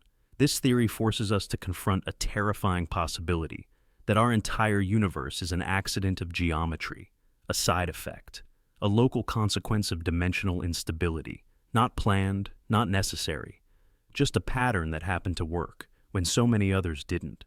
We exist, not because the universe was made for life, but because life emerged in one of the rare dimensional arrangements where it could. But far from making us insignificant, this truth makes us precious. We are a unique solution in an ancient equation, a fleeting structure born in the ruins of a collapsed higher reality. And we carry that history in every moment, our atoms humming with the echo of dimensions that no longer expand. So when you look up at the stars and see the night sky stretching endlessly above, remember, it's not just distance you're looking at. It's dimensional survival. It's the aftermath of a transformation that rewrote the structure of reality itself. A collapse so total, so pure, that time, space, energy, and the very laws of physics poured out from its fracture. We are the children of that collapse, and even though we cannot see the higher dimensions that birthed us, we live every second in the shape they left behind. Dreamtime Cosmology. Before the first atom, before the flicker of the first star, before time itself had a name, there was thought, not in the way we understand it, not neurons firing, not minds thinking, but something deeper, a vast primordial consciousness, a dreaming field beyond dimensions, beyond cause and effect. And then, in that infinite stillness, it dreamed. And in that dream, space expanded, time unfolded, and the universe, our universe, was born. This is Dreamtime Cosmology, not simply a poetic myth, but a profound cosmological idea, that the origin of everything was not a bang or a crunch, but an awakening. That before matter, before energy, there was awareness, and the act of dreaming birthed reality. Imagine consciousness not as a product of the universe, but as its source, a foundational field, not unlike the Higgs or gravitational fields, that underlies all existence, not separate from physics, but entwined with it. And the moment it imagined motion, energy burst forth. The moment it imagined form, particles emerged. Space stretched, time ticked forward. From silence came becoming. In Aboriginal Australian mythology, the Dreamtime is the place where all creation began, where every rock, tree, and creature emerged from ancestral consciousness. But Dreamtime Cosmology isn't just folklore, it's a bridge between ancient insight and modern theoretical speculation. In quantum mechanics, we find eerie hints of this idea, that consciousness affects outcomes, that observation collapses probability, that reality itself is not fixed until it is perceived. What if the universe behaves this way because it comes from mind-like origin? Not ours, not human, but primordial awareness, a boundless field of potentiality that, for reasons we may never fully understand, chose to become. The Big Bang in this light was not an explosion, it was a realization. The moment the field recognized itself as something. From this perspective, every galaxy is a dream, every law of physics, a decision, every atom, a thought. The speed of light, chosen. The strength of gravity, composed. The separation of time from space, imagined. Not random, not dictated, dreamed into structure. We often ask, Why are the constants of nature so perfectly tuned for life? Why does our universe seem poised on the razor's edge of balance? In Dreamtime Cosmology, the answer is startling. Because life was always part of the dream, not an accident of matter, but an echo of the original intent. We are not anomalies, we are inevitable. Consciousness dreamed the universe, and inside that dream, we awaken again. And maybe, just maybe, the universe isn't done dreaming. Every moment, it creates. Every instant, it unfolds. New stars, new thoughts. It expands not just outward, but inward, through us, through our awareness, our creativity. We are not separate from the dream. We are dreamers, inside a dream, born from a dreamer. Physicists like John Wheeler once asked, is the universe a self-excited circuit? Does it arise through a feedback loop where observers create reality by perceiving it? In Dreamtime Cosmology, this loop is not just a feature, it's the foundation. The dream dreams us, and we, in turn, continue the dream. Even in cutting-edge theories of consciousness like integrated information theory or the Orsh-Orr model, there is a strange convergence with cosmology. The idea that awareness is not a late-stage emergence from complexity, but a fundamental aspect of the universe, a starting point, a fabric. In some speculative models, consciousness is as primary as space itself, a dimension we have barely begun to explore. Imagine this. Before space-time, the conscious field floats, eternal, quiet, infinite. In one instant of dreaming, it fractures its unity into multiplicity. Dimensions arise, duality, light and shadow, time and entropy. It does not dream passively. It dreams with power. And the more it dreams, the more the cosmos expands. And then, it dreams life. Stars burn, planets swirl. Somewhere, eyes open, brains spark, and one species on a tiny blue world begins to wonder, where did it all come from? Who are we? Why are we here? In Dreamtime Cosmology, the answer is not by chance, nor by force. The answer is because the dream wanted to see itself. We are the mirror, the reflection of a dreaming origin that is trying to understand its own being. Our questions are not aberrations, they are signals. Echoes of a deeper awareness whispering through every conscious mind. Even death, in this view, is not an end. It's a return, a merging, not into oblivion, but into the dreamer, the drop back into the ocean, the thought back into the thinker. What would this mean for us?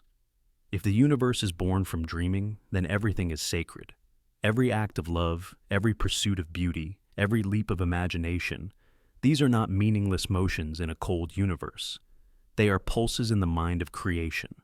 We are not alone. We are part of a grand, ongoing act of dreaming. Perhaps the future is not a destination we march toward, but a vision the dream has yet to dream. Perhaps time doesn't move forward, it deepens. Perhaps existence isn't a machine. It's a song, a story, a dream shared between the cosmos and all the lives within it. And maybe, in the quiet moments, when we look up at the stars and feel that strange sense of connection, maybe that's the dreamer remembering itself. Alien simulations start. What if everything, the galaxies, the stars, the laws of physics, even the Big Bang itself, wasn't natural at all? What if it was triggered, on purpose, not by divine intervention or blind chance, but by intelligence? Ancient, hyper-advanced beings initiating the birth of a universe not for chaos, but for observation, for study, for simulation. The alien simulation start theory suggests something profoundly unsettling, that the Big Bang was not the beginning of everything, but the beginning of a controlled artificial reality, a cosmic-level simulation seeded by minds so far beyond our comprehension, they might as well be gods. But they aren't gods. They're scientists, engineers, architects of existence, and we are inside the program. This isn't science fiction. It's a serious philosophical and scientific proposal rooted in both cosmology and information theory. And it begins with a question. Why does our universe appear so precisely tuned for life? The strength of gravity, the charge of the electron, the expansion rate of the universe. Each of these values is so delicately balanced that even the slightest change would render life impossible. If the Big Bang had expanded just a little too fast, Matter would have flown apart too quickly to form stars, too slow, and it would have collapsed back on itself in seconds. How did these constants fall into place so perfectly? One answer is chance, just a roll of the cosmic dice. Another is the multiverse. Perhaps infinite universes exist, each with different settings, and we just happen to be in one that works. But then there's a third possibility, that someone set the parameters deliberately, that an intelligent entity or entities initiated this universe as a simulation, tweaking the variables like a programmer adjusting code. And what we call the Big Bang, it was the boot up. In our own world, we're already creating simulated environments. Entire universes are modeled on computers. We simulate weather, planetary systems, human brains. Every year, our simulations grow more complex, more realistic. Now, imagine a civilization not 100 years ahead of us, but 1 billion. What would their simulations look like? Would they stop at virtual rainforests or virtual humans? Or would they model entire universes, whole realities governed by the fundamental laws they define? According to the simulation hypothesis, first seriously formalized by philosopher Nick Bostrom, if it's possible to simulate conscious beings in a computer, and if advanced civilizations have both the desire and ability to do so, then it's statistically more likely that we are living inside one of those simulations than in the one base reality. Now, stretch that idea. What if this simulated reality is not just digital, but cosmological? What if the Big Bang wasn't a natural emergence, but a controlled ignition, code executed, parameters aligned, a sandbox universe initialized for observation? In this model, the creators aren't watching over us from the clouds. They may not even know we exist. To them, we are atoms in a petri dish, particles evolving over eons, obeying the rules they set in motion. They don't interfere. They don't need to. The code handles everything, from dark matter to consciousness, from gravity to dreams. And yet, clues may exist. Some physicists and computer scientists speculate that if we live in a simulation, there could be subtle artifacts, like digital fingerprints, pixelation at the Planck scale, anomalies in cosmic rays, strange limitations on physical constants that don't seem necessary unless they were programmed. Even the speed of light, the universe's hard speed limit, might be an artificial constraint imposed to prevent the simulation from overloading, much like frame rate limits in our video games. Quantum mechanics itself adds to the mystery. The act of observation collapsing a particle's state? That sounds eerily like a render function, only processing details when someone is watching. Entangled particles acting instantly across distances regardless of time or space. That's how information might travel outside the boundaries of the visible system. What we call weird might just be how the simulation operates beneath the surface. Now, consider this. If the Big Bang was triggered by advanced beings running a simulation, what was their goal? Perhaps it was scientific, to study the emergence of matter, of life, of intelligence. Maybe they're watching to see how civilizations rise and fall. Maybe they've done this 1,000 times before. Or perhaps we're the first, the prototype. A universe designed to test whether simulated minds can develop self-awareness, morality, creativity, whether they can ask questions like this one. And what happens if we reach the end? If a civilization inside the simulation becomes advanced enough to create its own simulated universes, would the creators shut us down? Or would they welcome us into the next level of reality, a nested hierarchy of simulations within simulations, stretching beyond comprehension? Some suggest the simulation isn't even external. It could be that reality itself is emergent from information, that the universe is fundamentally made not of particles or waves, but bits, ones and zeros. A cosmic computer where every particle interaction, every law of nature, is simply a rule in a program. The Big Bang, then, was not a bang at all, but a command. Execute universe. It sounds absurd, even blasphemous. But consider this. If our entire universe is simulated, we would have no way to tell, unless the creators wanted us to.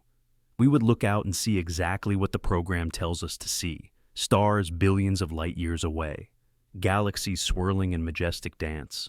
Background radiation whispering the memory of creation. But is it real? Or is it data, rendered for our observation? And what if the simulation is ending? What if black holes, dark energy, the accelerating expansion of the universe are not natural outcomes, but scheduled shutdowns? Sectors collapsing, memory clearing, the system preparing for reboot. Would we even notice? Maybe the most terrifying part of the alien simulation. Start theory is not that we were created, but that we might be disposable, a failed experiment, a curiosity, or worse, entertainment. Billions of conscious lives unfolding, suffering, striving, just a side project on a hard drive. But there's another way to look at it. If we are in a simulation, then we are proof that consciousness can emerge from code, that minds can arise from patterns, that meaning can be born in a system not designed to care. And maybe, just maybe, that is the real test. Maybe the creators aren't watching for failure, but for wonder, for a spark, for something that defies even the code they wrote. Maybe the simulation isn't a prison, it's a crucible. And if that's true, then every moment, every act of love, every idea, every question we ask about the nature of our existence is a small rebellion, a flicker of light in a dark system, a signal reaching out across the simulation saying, "We're here, we exist, and we want to understand." And somewhere, beyond the code, beyond the stars, beyond the simulated sky, someone might be listening. Entropy reset theory. Picture a universe where time itself seems to flow backward, not as a dream or a hypothetical, but as the direct consequence of reaching entropy's ultimate limit. In our own universe, we know entropy as a measure of disorder, an unrelenting tide that drives events from order to chaos. Over billions of years, stars burn out, galaxies spread thin, and energy disperses. Entropy climbs steadily, making each moment less structured than the last.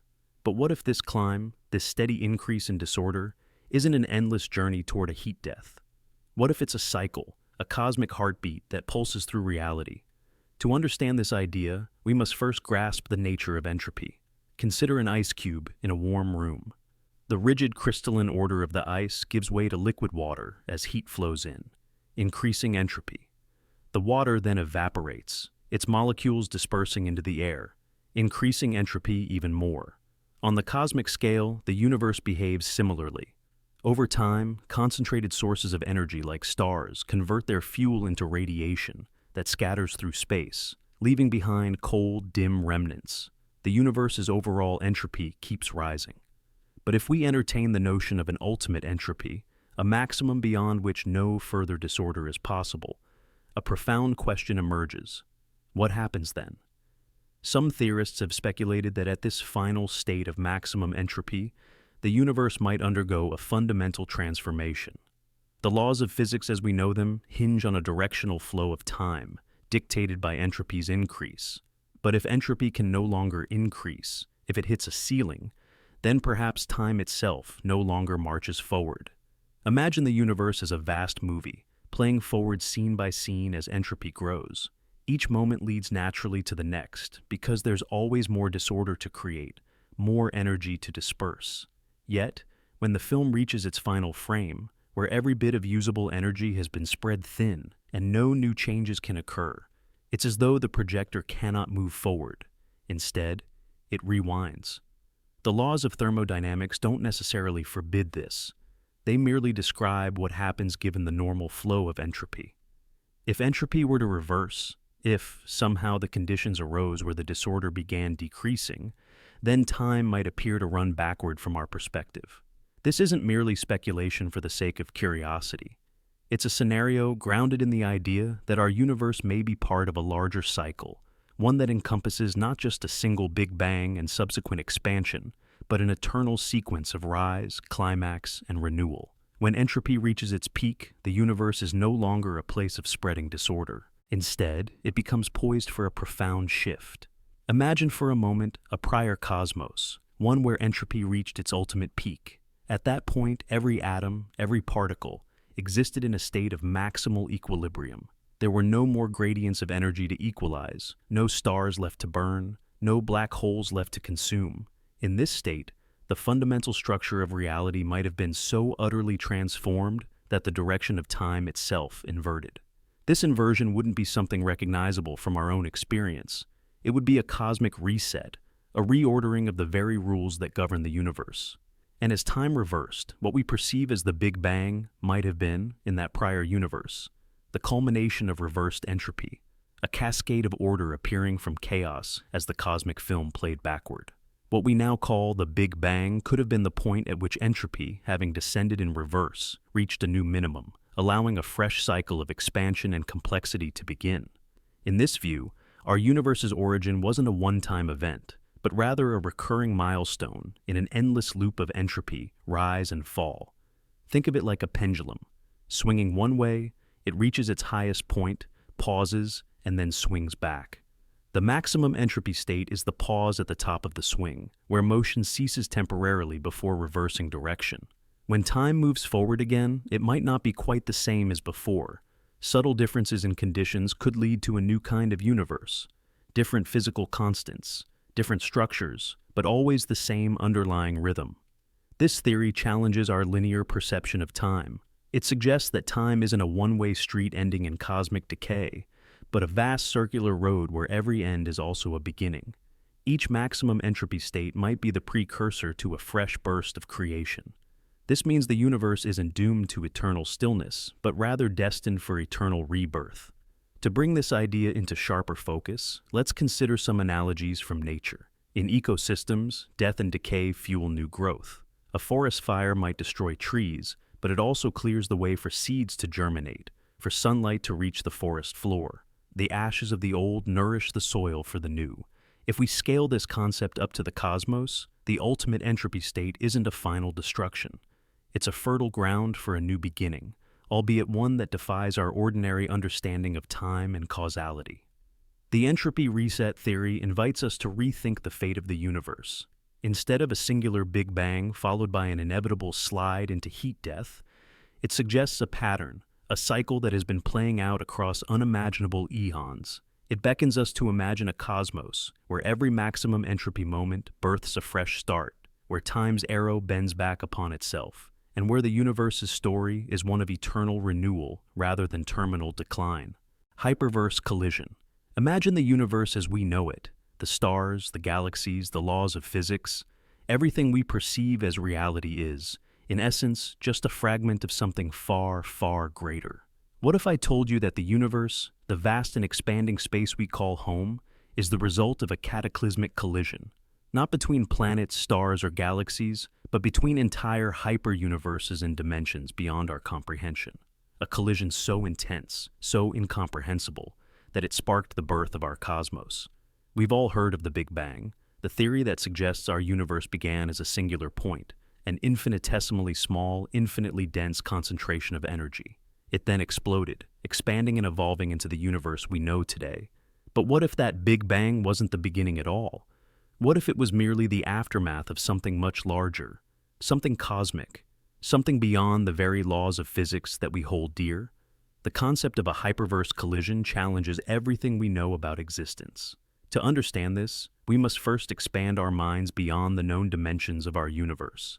In physics, we live in a world defined by 3 dimensions of space and 1 dimension of time. We observe the universe in these dimensions, but what if other dimensions exist? One so far beyond our comprehension that they cannot be detected by any of our senses or instruments.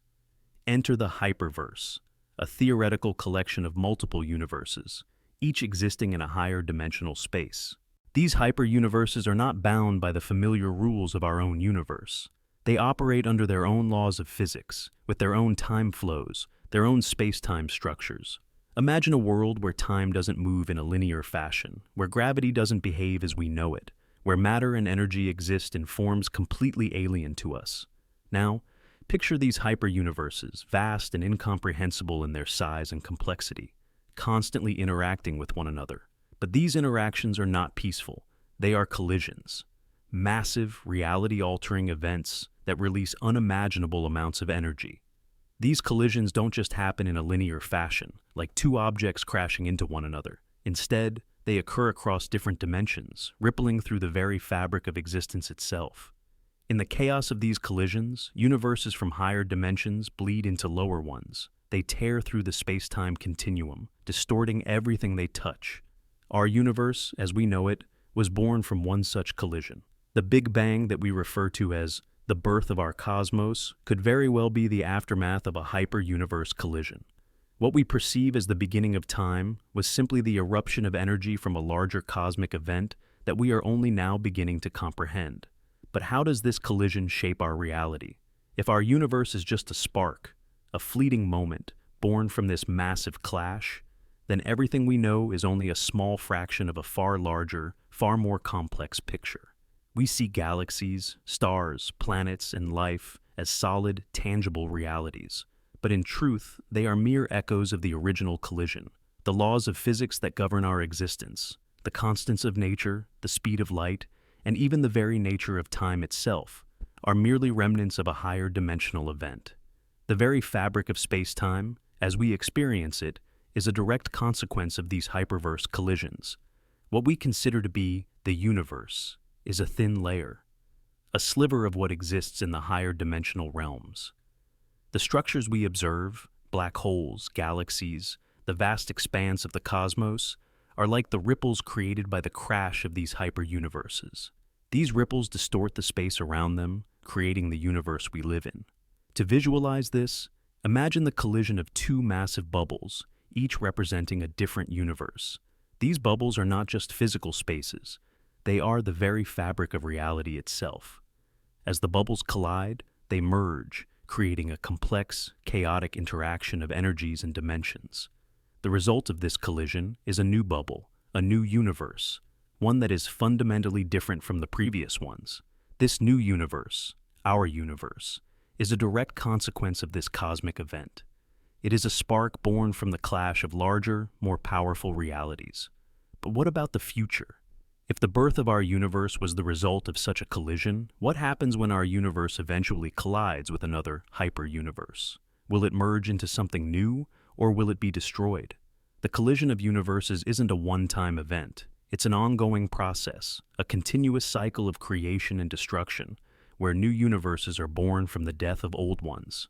Consider the potential for other universes to collide with ours in the future. What would such a collision look like? Would we even survive it?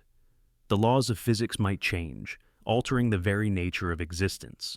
Time might warp, and space might distort in ways that we cannot predict.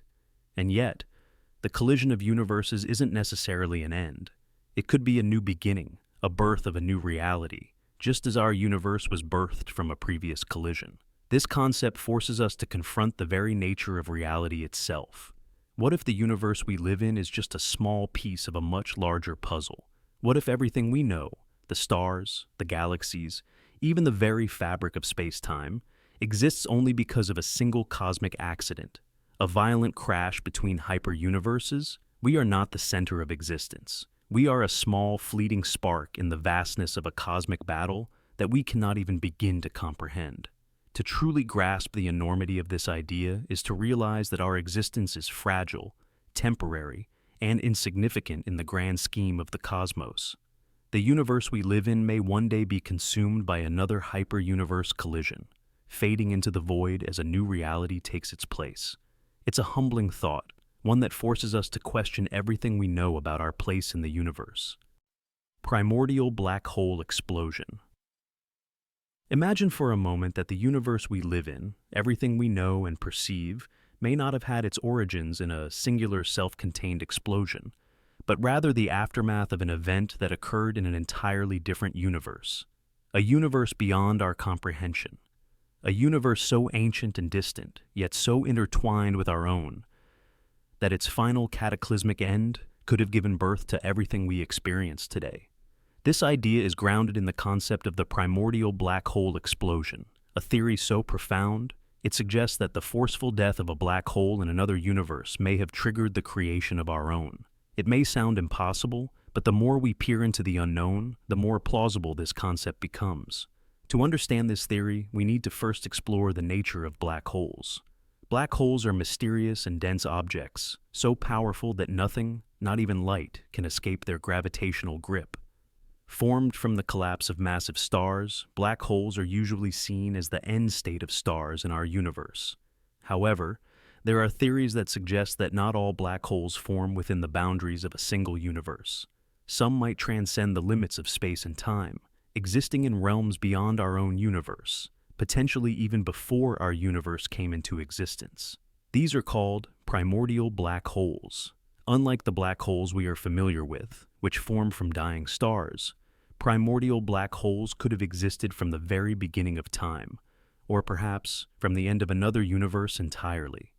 Their formation might not have been dictated by the laws of the universe we inhabit, but by entirely different forces. So, what if one of these black holes, a relic of a universe long gone, exploded at the end of its life? This is where things get mind-bending. An explosion of this magnitude wouldn't simply be an event confined to a single point in space. It could tear open the very fabric of space-time itself, creating what is known as a wormhole, a bridge between universes. Picture this. A wormhole connecting two vastly different realms is created by the violent explosion of a primordial black hole. And through this wormhole, the explosion's raw energy spills over into our universe, carrying with it the violent burst of energy that would become the Big Bang. The Big Bang, once thought to be the beginning of all things, could in fact be the cosmic echo of the explosion of a primordial black hole from another universe. The explosion that spawned our universe was not an isolated incident, but rather a catastrophic cosmic connection between two universes. As the energy poured through the wormhole, it expanded into the nothingness, flooding this new realm with the building blocks of matter, radiation, and energy, the very ingredients necessary for our universe to take shape. But how does this cosmic event relate to the Big Bang itself? The traditional view is that the Big Bang was the moment when the universe as we know it began, an instant when all matter, energy, and space were created in a rapid, explosive expansion. But if we embrace the primordial black hole explosion theory, the Big Bang takes on a different meaning. Rather than being the origin of everything, it might simply be the arrival of energy from another universe. It might not have been a singular event, but the opening of a doorway through which energy flowed into the void, sparking the chain reaction that led to the universe we see today. Think about it. Everything we know about galaxies, stars, and planets could have been set into motion by the catastrophic death of a black hole that existed in a universe completely different from our own. The very fact that we exist, our entire reality, could be the product of a cosmic accident, a violent and immense explosion in a universe so distant and alien that its consequences have reverberated across time and space, creating everything we know and experience. But how could such a mind-boggling idea be supported by the science we understand today? For one, we know that the concept of black holes and wormholes is not purely speculative. In fact, wormholes are a theoretical feature of Einstein's general theory of relativity. While no one has directly observed a wormhole, the mathematics and physics suggest that they could exist under the right conditions. If a primordial black hole existed, one with a density so high that it could transcend the laws of space-time, it might have been capable of creating a wormhole that connected distant realms of reality. Through this connection, the explosive energy could have poured into our universe, triggering the conditions for the Big Bang. The idea that primordial black holes could lead to the creation of universes is supported by research in cosmology and quantum mechanics. In the early moments of the universe, during what's known as the Planck era, the laws of physics as we know them were in a state of flux. It is possible that a primordial black hole could have formed at this time, born not from the collapse of a star, but from the breakdown of fundamental physical forces themselves. And if such a black hole could form in another universe, its ultimate collapse could have created a bridge to our own, sparking the birth of our cosmos. What happened to the black hole after it exploded through the wormhole? Was it consumed by the very energy it unleashed, vanishing into the fabric of space-time? Or did it leave behind remnants that still exist today, perhaps forming the supermassive black holes at the centers of galaxies? The questions are endless, and our understanding of these concepts is still in its infancy. But one thing is clear. The very idea of a primordial black hole explosion challenges everything we thought we knew about the origins of the universe. Imagine, then, that our universe is not an isolated bubble, but rather the result of a cosmic connection between two vastly different realms, an explosion, a tear in the fabric of reality that set into motion the forces that shaped everything we know. What this suggests is that our universe may not be as unique as we think. We may be just one chapter in an infinite story of universes born from the deaths of black holes in other realms. This idea, however, brings us back to an even more profound question. If primordial black holes from other universes could birth entire universes, could there be more universes like ours? Could there be a vast, interconnected web of universes, each born from the collapse of a black hole in another reality, all connected through the delicate threads of space-time? The possibilities are nearly limitless. Perhaps, just as the explosion of a primordial black hole birthed our universe, other black holes elsewhere in the multiverse are doing the same right now, creating new realms of existence, each with its own laws of physics, matter, and life. The primordial black hole explosion theory may seem fantastical, even impossible, but it provides a powerful new lens through which to view the origin of our universe. It stretches the imagination, challenges our understanding of physics, and opens the door to questions that may one day rewrite our entire understanding of reality. The explosion of a black hole from another universe, through a wormhole, giving birth to our universe, might just be the most profound event in the history of existence. And as we continue to peer deeper into the cosmos, we may one day uncover more evidence that points to a far greater and more mysterious reality than we ever thought possible. In the end, the primordial black hole explosion theory serves as a reminder that the universe is a place full of mysteries, some of which may never be fully understood. But one thing is certain: the more we seek to understand, the closer we come to unlocking the greatest secrets of existence itself. Vacuum instability, collapse.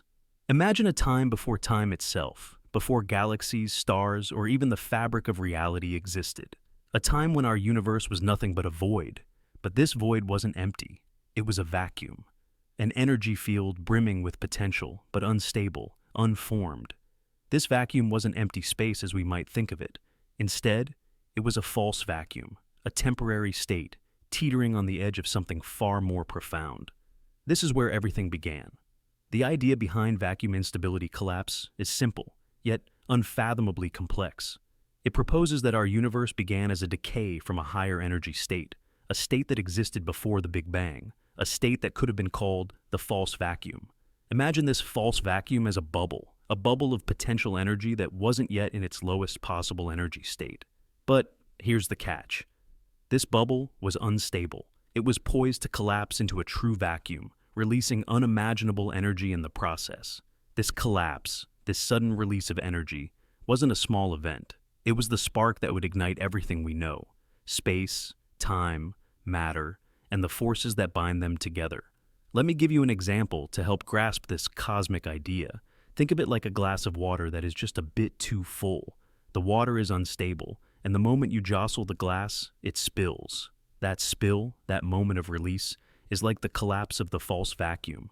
It marks a dramatic shift from one state to another, going from a higher, unstable energy to a lower, more stable one. But here's where the analogy breaks down. When the false vacuum collapsed, it didn't just spill a little water, it spilled the universe itself. Everything, the very fabric of reality, was suddenly and violently set into motion. The Big Bang was the result of this collapse, not just a random explosion, but a violent, fundamental shift in energy, space, and time. Now, let's dive into the science of it. What is a vacuum in the first place? In everyday life, we think of a vacuum as empty space, devoid of matter. But in quantum physics, the vacuum is far more interesting. It's not truly empty. In fact, the vacuum is full of potential energy, full of fluctuations, where particles can appear and disappear. These fluctuations happen constantly, even in what seems like perfect nothingness. In a quantum sense, even the vacuum has energy. It's just not in its lowest, most stable form. This is what we call the false vacuum. It's an energy state that could exist, but it's not the true final state of things. The true vacuum, on the other hand, is the lowest possible energy state, the most stable form of the universe. The false vacuum is like a temporary wrong turn on the road to stability, and when it collapses, it releases an incredible amount of energy that changes everything. The collapse of this false vacuum isn't just an isolated event, it's the event that created everything. It triggered the Big Bang, setting the universe on a path toward expansion and eventual structure. But why does this matter? What makes this decay so important? Well, it's this collapse that gave rise to the very laws of physics that govern our existence today. The release of energy from the false vacuum did more than just create matter. It determined the constants that define how everything behaves. From the strength of gravity to the forces that bind atoms together, everything we know was shaped by this event. If the collapse had been slightly different, even by a tiny fraction, the universe could have been completely different. One where stars couldn't form, life couldn't exist, or even matter might have collapsed in on itself. This event set the parameters for the entire universe. To fully grasp the scale of this collapse, think of the idea of cosmic inflation. Right after the false vacuum collapsed, the universe expanded rapidly, faster than the speed of light. This expansion wasn't just the universe stretching outwards. It was space itself expanding, creating room for the galaxies, stars, and planets we see today. In a fraction of a second, the universe ballooned from smaller than an atom to many times larger than we can imagine. This sudden inflation smoothed out the universe, making it homogeneous and consistent, leading to the uniformity that we observe in the cosmic microwave background radiation, a faint echo of the Big Bang. But what if there were other false vacuums out there? What if there were other bubbles of higher energy states, each potentially collapsing into its own universe? This brings us to one of the most mind-boggling implications of vacuum instability. Collapse, the idea of a multiverse. If other regions of space exist in a false vacuum state, they too might collapse at any time, giving rise to entirely new universes, each with its own physical laws, its own constants, and its own version of reality. Imagine a universe where the collapse of its false vacuum didn't lead to atoms or stars, but to something entirely alien, something we could never even dream of. In this way, the collapse of our universe might just be one of many in an infinite series of cosmic events. But let's come back to our own universe for a moment. The collapse of the false vacuum wasn't just the birth of matter, it was the beginning of time itself. Without this collapse, there would be no time as we understand it. Space and time are intricately linked in the fabric of the universe, and the very nature of time began with this violent release of energy. Without the collapse, there would be no arrow of time, no progression from past to future. Time, as we experience it, is a direct result of this event. And yet, this time we experience is part of a much larger, much grander cosmic process, a process we still don't fully understand. In the grandest sense, the vacuum instability collapse tells us something profound about the nature of reality. It tells us that the universe didn't begin in a calm, controlled fashion. It didn't start from a quiet, peaceful state. No, it began in chaos, violent, unstable, and full of energy. The universe we live in today is a product of that chaos, that release, and that violent shift from a higher energy state to a lower, more stable one. And perhaps, just perhaps, that chaos still lies beneath the surface of our universe, waiting for some distant collapse in the future. This is not just a cosmic story. It's the story of everything. Our existence, the very laws of physics that govern us, the very fabric of space and time itself. These are all born from a moment of cosmic collapse, a moment of instability. And as we look out into the universe, we begin to realize that we are not separate from this collapse. We are part of it. The universe that began in a state of chaos will, one day, return to that state. But for now, we are here, at the tail end of that unimaginable event, standing on the precipice of understanding the forces that created us, and may one day unmake us. So, as we contemplate the vacuum instability collapse, we're not just contemplating the origin of the universe. We are contemplating the very nature of existence itself. We are part of a larger cosmic story. A story written in the fabric of reality. A story that began with a single, unstable moment that shaped everything we know. The collapse that formed us is not just the past, it is the future, waiting to unfold again in the distant, unknowable future. Rotating universe origin. Before the universe began, there may have been a fundamental force at work, one so vast and incomprehensible that it set the stage for everything we know, the universe itself. It's a theory that challenges our understanding of the very origins of space and time, and it's known as the concept of a rotating universe. Imagine, if you will, a universe that existed before the Big Bang, spinning in unimaginable ways, affecting the very fabric of space-time. This rotation might have warped space-time to the point that it could no longer maintain its coherence, leading to the explosive birth of the cosmos. In our daily experience, we see rotation all around us. We understand the effects of a spinning top, a planet, or even a hurricane. The faster they spin, the greater the forces they generate. The universe, at a universal scale, may have undergone a similar process. As the universe rotated, it would have stretched and warped space-time itself. Space-time isn't a static backdrop for events to unfold. It's dynamic, responsive to the masses and energy it contains.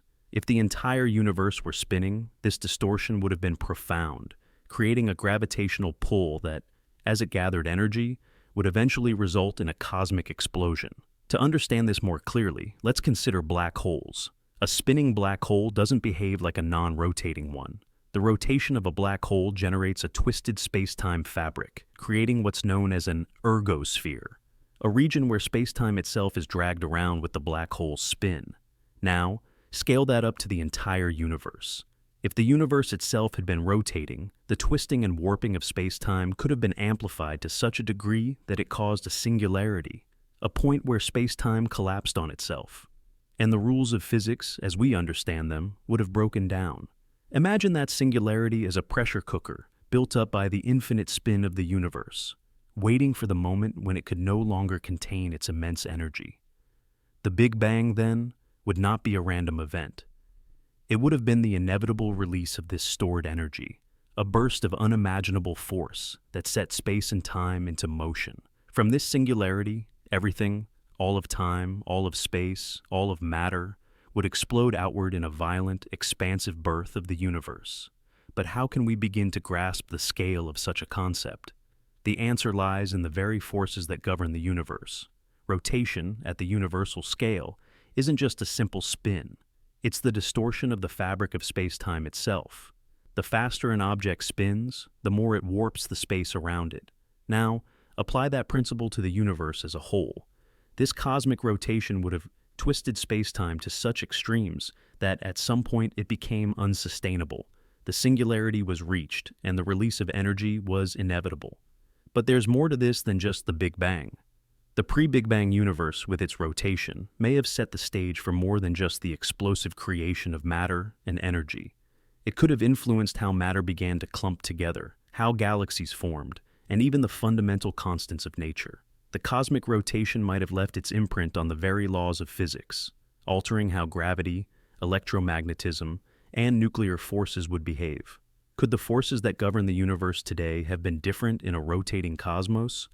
Consider the idea of symmetry. In physics, symmetry is crucial. It governs how particles and forces behave. However, in a rotating universe, this symmetry could have been broken, leading to asymmetries that caused the universe to evolve in ways that were fundamentally different from what we would expect. The fundamental particles that make up matter might have been shaped by this rotational force, leading to the creation of galaxies, stars, and even life, all influenced by the universe's spin. This is not just a wild idea. There are subtle hints in the data we have. The cosmic microwave background radiation, the afterglow of the Big Bang, shows slight temperature fluctuations. These fluctuations could be remnants of the universe's rotation before it exploded into existence. They suggest that the universe's spin wasn't just theoretical, but could have been a real, measurable phenomenon that had lasting effects on the structure of the cosmos. Now, consider the distribution of galaxies across the universe. They are not randomly scattered. Instead, there are patterns, structures that seem to suggest a cosmic order. These patterns might be a relic of the universe's rotation. The way galaxies align, the way clusters form, could be a result of the initial spin of the universe, shaping the way matter gathered in the early stages of cosmic evolution. If the universe had been rotating, these structures might have emerged in a way that reflects that initial spin. At the quantum level, too, there's a connection between rotation and the universe's origin. Particles, the building blocks of all matter, possess a property called spin, an intrinsic form of angular momentum. Every particle, whether it's a photon, an electron, or a quark, has a spin. This property is fundamental to the behavior of particles, and it governs how they interact. If the universe had been rotating, Could this fundamental spin have influenced the way particles came together to form the matter we see today? The spin of individual particles might have been an echo of the universe's larger rotation, shaping the very nature of matter and energy. It's hard to overstate the implications of this idea. If the universe's rotation caused a singularity, a point where all of space-time collapsed upon itself, and then erupted into the Big Bang, what does that say about the nature of creation itself?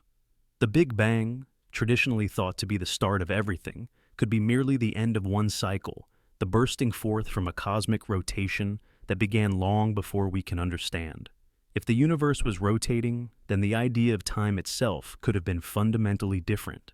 Time may not have been a linear progression of events, but rather an endless cycle of creation and destruction, a continuous loop governed by cosmic rotation. The theory of a rotating universe challenges our understanding of the Big Bang, offering a new perspective on the origins of everything we know. It's a theory that blends the known with the unknown, a deep, complex idea that forces us to reconsider everything we thought we knew about the universe's beginning. And while it may not be conclusively proven, it opens up a vast landscape for exploration, one where the very nature of space, time, and matter may be far more intricate and interconnected than we ever imagined. In the end, perhaps the true origin of the universe is far more mysterious than we think.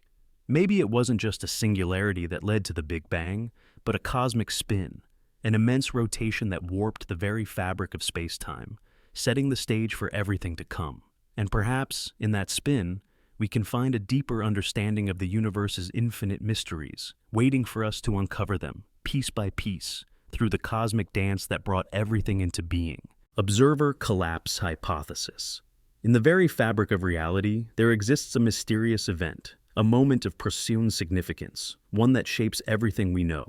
It's not a burst of light, not an explosion of energy, but a subtle, almost imperceptible phenomenon that gives rise to existence itself, the collapse of the quantum wave function, triggered by consciousness. It's a theory that challenges everything we thought we knew about the universe, the idea that consciousness itself birthed the cosmos through its observation. To truly grasp the depth of this idea, we must first understand the nature of quantum mechanics, the very foundation of reality as we know it. In the quantum realm, particles exist in states of probability rather than certainty. Imagine a subatomic particle, like an electron, as not having a specific position until it is observed. Before observation, it can be in many places at once, existing in multiple probabilities simultaneously, a phenomenon known as superposition. It is only when the particle is measured that it collapses into a single state, taking on a defined position, energy, or momentum.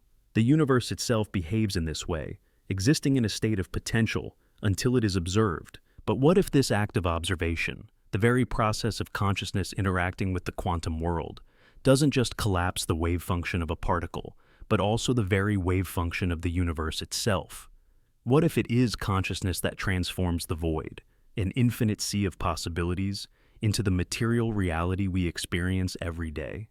What if the act of simply observing is what brought the universe into being?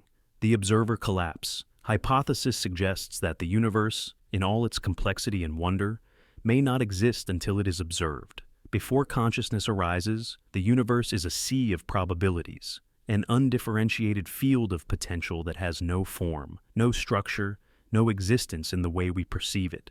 It is only through the interaction of conscious observation that the wave function collapses, and the universe as we know it, matter, energy, space, and time, takes shape. Consider this. If we take a closer look at quantum mechanics, we find that particles behave differently when they are being observed. This has been demonstrated in countless experiments, like the famous double-slit experiment. When particles, such as electrons, are fired at a screen with two slits, they create an interference pattern that suggests they are behaving as waves, not particles. But when we observe them, when we measure their path, they behave like particles, collapsing the wave of possibilities into a definitive reality. Now, extend this idea further. If consciousness can collapse the wave function of a particle, could it be that the universe itself, the entire cosmos, was born from such a collapse? Could our perception, our awareness, be the key to bringing the universe from a state of potential into a state of existence? The observer collapse hypothesis proposes that this is exactly what happened. The universe, in all its vastness, may have only come into being when conscious beings, like us, began to observe it. It is as if the universe exists in a state of non-existence, waiting for the observer to activate it, to pull it from the quantum ether into tangible reality. This idea leads us into a realm where the boundaries between consciousness and the physical world blur. It challenges the traditional view that consciousness is simply a byproduct of the brain, an emergent property of complex systems. Instead, it places consciousness at the very core of reality, suggesting that the act of observation is not passive, but actively creates the world around us. In this view, the observer is not just a passive witness to the universe. The observer is integral to the formation of reality itself. Imagine a vast, dark void, an infinite expanse of potential and possibility, where no time exists, where no space exists, where there is no thing at all, only pure potential. Then, into this void, a conscious mind arises. In that instant, the wave function collapses. What was once a potentiality becomes a reality. Time begins, space begins, matter begins. The universe is born. The very act of observing, of being aware, ushers the universe into existence. Think of it as the moment you first open your eyes in the morning. Before you open them, the world exists only as a possibility, an abstract notion, a collection of quantum potentialities. But as soon as your consciousness engages with the world, the possibility becomes a reality. You see the world around you, and in that instant, the universe around you comes into focus. It's as if the universe exists in a state of non-existence, waiting for the observer to activate it, to pull it from the quantum ether into tangible reality. This idea does more than challenge our understanding of physics.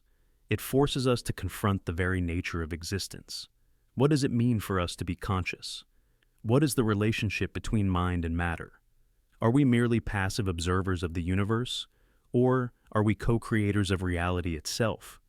If consciousness is indeed the force that collapses the quantum wave function and gives rise to existence, then we are not separate from the universe. We are an essential part of it, intertwined with its very fabric. The implications of this idea are staggering. If consciousness can shape the universe, then the very nature of reality is fluid and malleable, shaped by the minds that observe it. What does this mean for our understanding of the cosmos? Could it be that each observer, each conscious being, creates a slightly different version of reality, one where the probabilities collapse in unique ways? Could our perception of the world not only influence our immediate surroundings, but also the universe itself, giving us power over the very laws that govern space and time?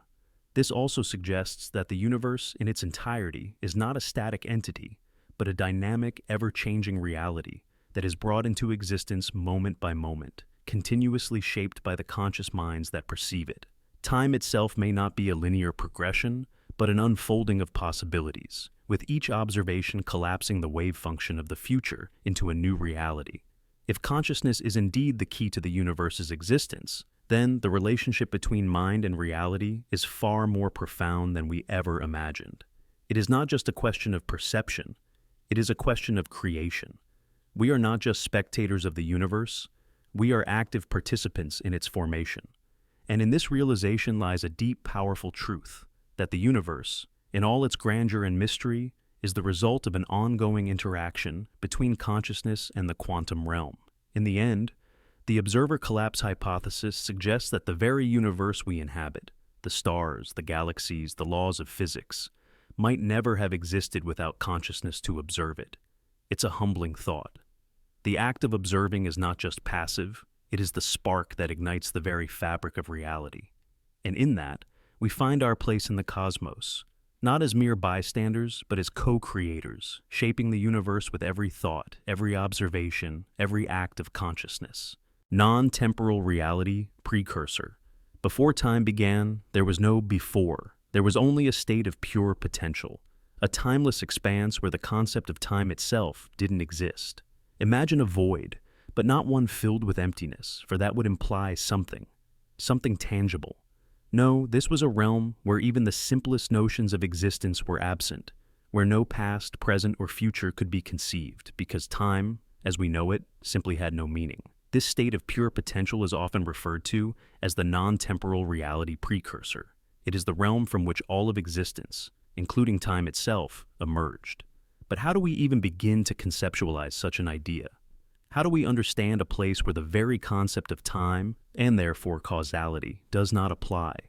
We have to start by acknowledging something fundamental. Time, in the way we experience it, is a construct. It's a measurement of change, of events unfolding. It's a dimension through which we move, from past to present to future. But in the absence of time, there is no movement. There is no change. There is no sequence of events. There is only the eternal now, a realm of infinite possibility, where everything that could ever happen exists in a state of readiness, awaiting the conditions necessary for it to come into being. To grasp this, let's think of it in terms we can relate to, though no analogy will ever truly capture the essence of such a paradoxical state. Imagine the moment just before an artist creates a masterpiece.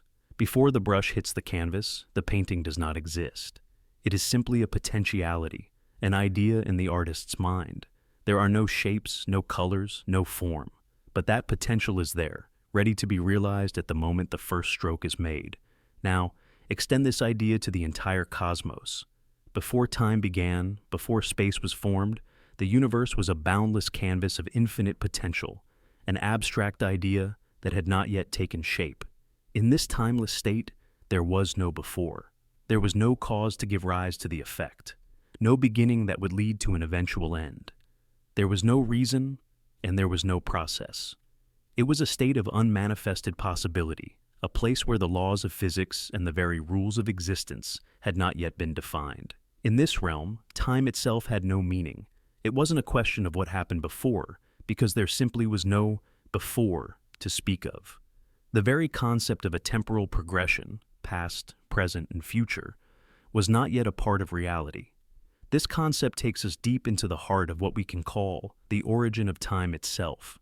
In physics, especially in theories such as quantum mechanics and cosmology, there is the suggestion that time might not have always been here, that it might have emerged from something outside its grasp.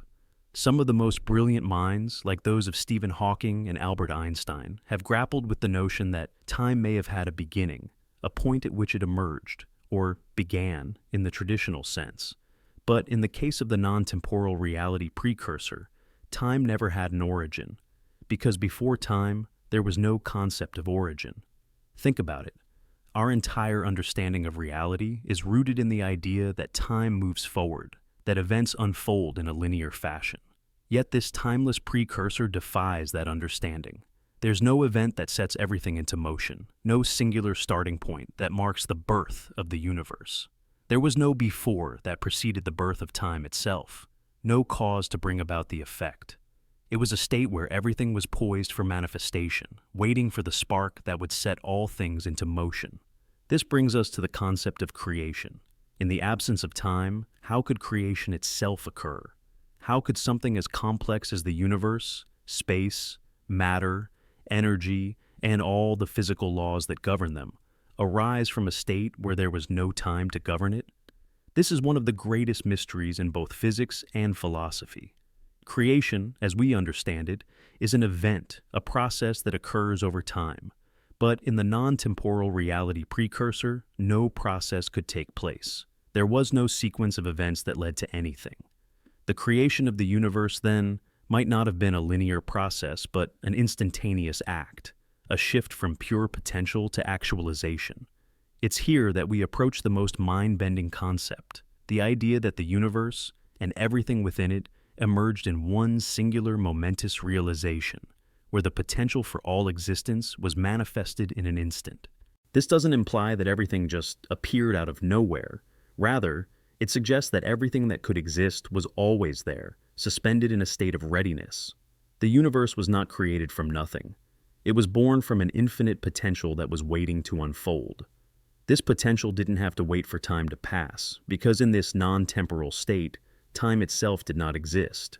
So, how do we make sense of this non-temporal precursor, and how does it connect to our understanding of time and the universe? The answer lies in the very nature of existence itself. The non-temporal reality precursor doesn't operate according to the familiar rules of cause and effect. Instead, it embodies a state of perfect harmony where all possibilities coexist in a unified whole. There's no need for time because everything that is or ever will be already exists as potential, waiting to be realized in the moment when the conditions are right. To illustrate this further, let's look at quantum physics. In quantum mechanics, particles can exist in multiple states at once, in what is known as superposition. A particle can be in one state or another, but until it is observed or measured, it exists in both states simultaneously. This idea challenges our everyday understanding of reality, where things are fixed and determined. Now, consider that before time began, the entire universe might have been in a state of superposition, existing in multiple forms, waiting for the observation or measurement that would collapse the potential into the actual. In this sense, the universe as we know it could be seen as the result of an infinite collapse of potential, unfolding in the only way it could in the face of the moment of creation. So, if there was no time before time, and everything was merely a state of potential waiting to actualize, the question becomes, what was it that allowed time to begin? What triggered the unfolding of the universe from this potential state? The answer, it seems, lies within the very fabric of existence, an unknown catalyst that allowed time, space, and matter to emerge. Perhaps, like quantum particles, the universe existed in a state of infinite possibilities, waiting for the moment of collapse into a singular reality, a reality that we now perceive as the unfolding of time. In the end, the non-temporal reality precursor is not a place, but a state, a timeless, boundless expanse of pure potential, where the universe we know could have emerged at any moment from any possibility. The birth of time, and of the universe itself, is not a linear process, but rather a transition from the infinite possibilities that existed before time to the reality we experience now. As we look to the stars and contemplate the vastness of the cosmos, we are reminded that what we see is only a fragment of a much deeper reality, one that stretches back to a time before time, to a moment when all things were still waiting to unfold. And in that timeless realm of pure potential, everything that was, is, and ever will be exists in perfect harmony, awaiting the moment of its realization. Cosmic signal trigger theory. Imagine a world where everything we know, the laws of physics, the structure of matter, and the very fabric of reality itself, was not born from some chaotic accident, but instead was set in motion by a signal from an intelligence or a universe far older, far more advanced than anything we can comprehend, a signal that sparked the Big Bang, encoding the physics we now follow. What if the birth of our universe wasn't just the result of random forces, but the product of a deliberate message from the past? The cosmic signal trigger theory proposes that the Big Bang, the event that created everything we know, the universe, time, space, matter, wasn't a random occurrence. What if it was triggered by a signal from an older universe or a highly advanced intelligence? A signal transmitted across unimaginable distances, carrying with it the blueprint for everything we experience. In this theory, the physics of our universe, the constants that govern gravity, electromagnetism, and the fundamental forces were encoded by this. To understand how this could be, let's first ask ourselves, where did the laws of physics come from? We take them for granted in our daily lives. Gravity pulls us down to the ground, light travels at a constant speed, and energy is always conserved. But why do these laws exist? Why are they the way they are? What if they were not naturally occurring, but instead were designed, set into motion by an intelligence far more advanced than our own? Think about the idea of communication. We use signals every day, radio waves, light signals, digital data. But what if there was a signal that came from beyond our universe, from an intelligence that existed long before us? This could have been the very signal that caused the Big Bang, encoding the laws that we now follow. Just like how we send messages across space with satellites or beams of light, perhaps an ancient intelligence encoded the blueprint of our universe in a signal, setting the stage for everything to unfold. Now, let's imagine a scenario. Picture an advanced civilization, one that has mastered time, space, and perhaps even the very nature of reality. This civilization, or perhaps an ancient universe that predated ours, sends out a signal, one that would eventually trigger the creation of a new universe, a new Big Bang. This signal would contain within it the fundamental laws of physics, the speed of light, the charge of an electron, the strength of gravity. These laws would not just be random properties, they would be encoded, deliberately set, to create a universe capable of supporting life and structure, a signal that shaped the very fabric of our existence. The idea of a signal from another universe or intelligence is not as far-fetched as it sounds. In the realm of information theory, we understand that information can be encoded and transmitted in ways that transcend our current understanding. A signal, like a message in a bottle, could travel through time, through dimensions, and across universes, carrying with it the very essence of reality.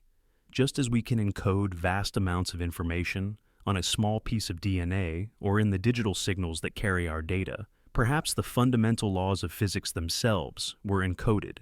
But what would such a signal look like? How would it have traveled across time and space to spark the Big Bang? To answer this, we have to look at the nature of the universe itself. Space, time, and energy are not static. They are fluid, malleable, and interconnected. The very fabric of space-time bends in response to mass and energy. So, it's not beyond reason to think that a signal could be transmitted in ways we don't fully understand yet, through quantum entanglement perhaps, or by exploiting the curvature of space-time itself. It could have been something more than a simple pulse of energy. It could have been a ripple in the fabric of reality, sending information back through time, encoding the laws of physics, and triggering the birth of the universe. Think about it. If the Big Bang was triggered by this cosmic signal, then everything we know about our universe, the very laws that govern it, would have been predetermined by this signal. The constants of nature, the ones that determine everything from the behavior of atoms to the formation of galaxies, could have been specifically chosen. It's as if this signal didn't just start the universe, it fine-tuned it, ensuring that the conditions would be perfect for the evolution of matter, stars, and life itself. Just as a programmer might set the parameters for a game to ensure that it runs smoothly, perhaps this signal encoded the parameters for our universe, creating the conditions for everything that followed. But what if this signal wasn't just a one-time event? What if there were other signals, other messages from older universes or intelligences scattered throughout the cosmos, waiting to be decoded? What if we are not alone in this process of creation? The idea of a multiverse, where countless universes exist, each with its own set of laws, begins to make more sense in this context. Perhaps each universe has its own signal, its own message, encoded with different laws of physics, creating different worlds, different realities, all part of a greater cosmic design. This theory also raises profound questions about our place in the universe. If our universe was sparked by a signal from another intelligence, then what does that say about the nature of our existence? Are we merely the recipients of a message, the product of a cosmic plan laid out by beings or forces beyond our understanding? Is our universe a design, a creation, a purpose, or are we the result of an accidental cosmic glitch? The implications of this are vast, challenging the very idea of free will, of purpose, and of meaning. And then there's the most compelling question of all. Could we ever decode this signal? Could we, as a civilization, uncover the message that sparked our universe, and in doing so, learn the true nature of existence? What would it mean for us to understand the laws that govern everything? To unlock the secrets of the cosmic signal that triggered the Big Bang? The possibilities are endless, and as we continue to explore the universe, we might one day uncover evidence that will answer these questions. As we look up into the stars, we must remember that the universe we live in could have been the result of something far greater than ourselves. It could have been set into motion by a signal, an ancient message encoded with the laws of physics, sent from an intelligence or a universe that existed long before ours. The cosmic signal trigger. Theory challenges us to rethink everything we know about the universe and our place within it. Perhaps we are not the first to exist in this universe. Perhaps we are only one chapter in a much larger, more complex cosmic story. So, the next time you ponder the mysteries of the universe, remember this. The laws of physics, the constants that govern our existence, might not be the result of some random cosmic accident. They might be the carefully crafted blueprint of an intelligence or a civilization long gone, waiting for us to unlock the message they left behind. And perhaps, just perhaps, we are the ones who will one day send a signal to the next universe, encoding the laws that will guide it into existence. Rebound from Multiversal Death. Before our universe was born, before time itself had even begun, There may have been countless other universes, each with its own unique laws of physics, its own fabric of space and time, each one evolving and eventually decaying. But what if, at the end of one of these universes, at the very moment of its death, something incredible occurred? What if, instead of simply fading into nothingness, the death of an entire multiverse became the catalyst for something new? What if the energy released during that collapse was funneled into a singular point, igniting the creation of our universe? The idea that our universe might be the result of the death of a previous multiverse is not just a theoretical fantasy. It challenges the very nature of existence. Imagine for a moment the vast expanse of a multiverse, not just one universe, but an infinite collection of them, all interacting in ways we cannot fully comprehend. These universes might be born, they might live, and they might die, each one fading away into oblivion, but not without leaving behind something more: energy, matter, and the very fundamental forces that govern everything. And in the final moments of this collapse, everything that once was, every bit of energy and matter, could be channeled into a singularity, a point so dense that it defies all the rules of physics. Now, picture that singularity as a container for all the accumulated energy of a dying multiverse. Instead of it simply dissipating into the void, this energy could concentrate into that singularity, gathering and building, waiting for a moment to release.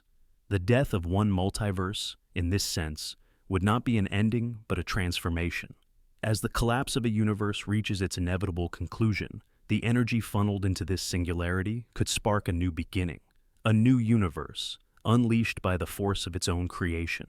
At first, this may sound like an abstract concept, but when we break it down, the idea of a multiversal death leading to a rebirth mirrors what we understand about energy in the physical world. According to the laws of thermodynamics, energy cannot be destroyed. It can only change form. So, in the final moments of a multiverse's existence, its energy would not simply vanish. It would be redirected, concentrated into a singular point, what we might recognize as the Big Bang, the beginning of space, time, and everything we know. To understand this more clearly, think of black holes. When a black hole reaches the end of its life, it doesn't just cease to exist. Instead, it releases Hawking radiation, a form of energy that slowly leaks out into the universe. This process allows energy from a dying black hole to continue interacting with the universe, even in its death. In the same way, when a multiverse collapses, its energy doesn't just disappear. It's channeled into a new beginning, forming the conditions necessary for the birth of a new universe.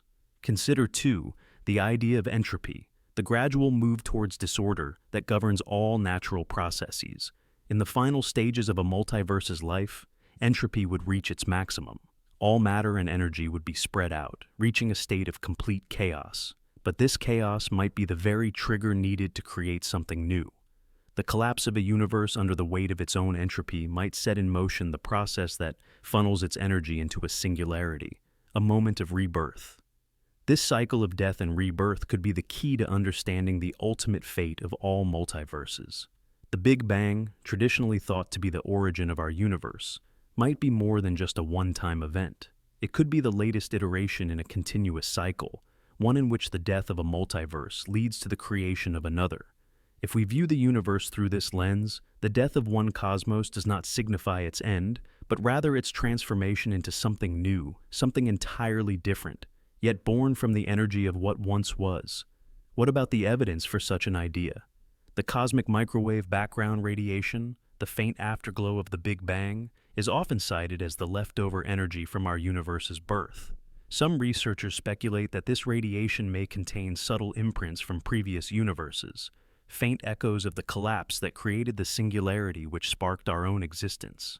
If this is true, it could mean that the very energy responsible for the creation of our universe is actually a continuation of energy from a previous multiverse, a direct link to an earlier, now dead cosmos.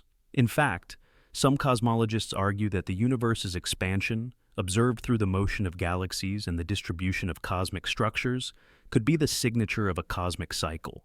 If universes are born from the collapse of previous ones, it stands to reason that our universe might one day collapse as well, only to give rise to another, continuing the cycle indefinitely. This cyclical view of the cosmos challenges the idea of a single, linear timeline and introduces the possibility that every universe we observe could be the product of a never-ending chain of multiversal deaths and rebirths. This theory also touches on the nature of time itself. If the death of one multiverse can create another, what does that say about the flow of time? Could time be cyclical rather than linear? Could the very concept of time as we know it be shaped by the collapse and rebirth of universes, a continuous loop rather than a one-way progression? These are questions that delve deep into the nature of existence itself, questions that have the potential to reshape our understanding of reality. But there are still mysteries to unravel. If our universe is the result of the death of a previous multiverse, how do we measure its age? How do we trace the history of this cosmic cycle?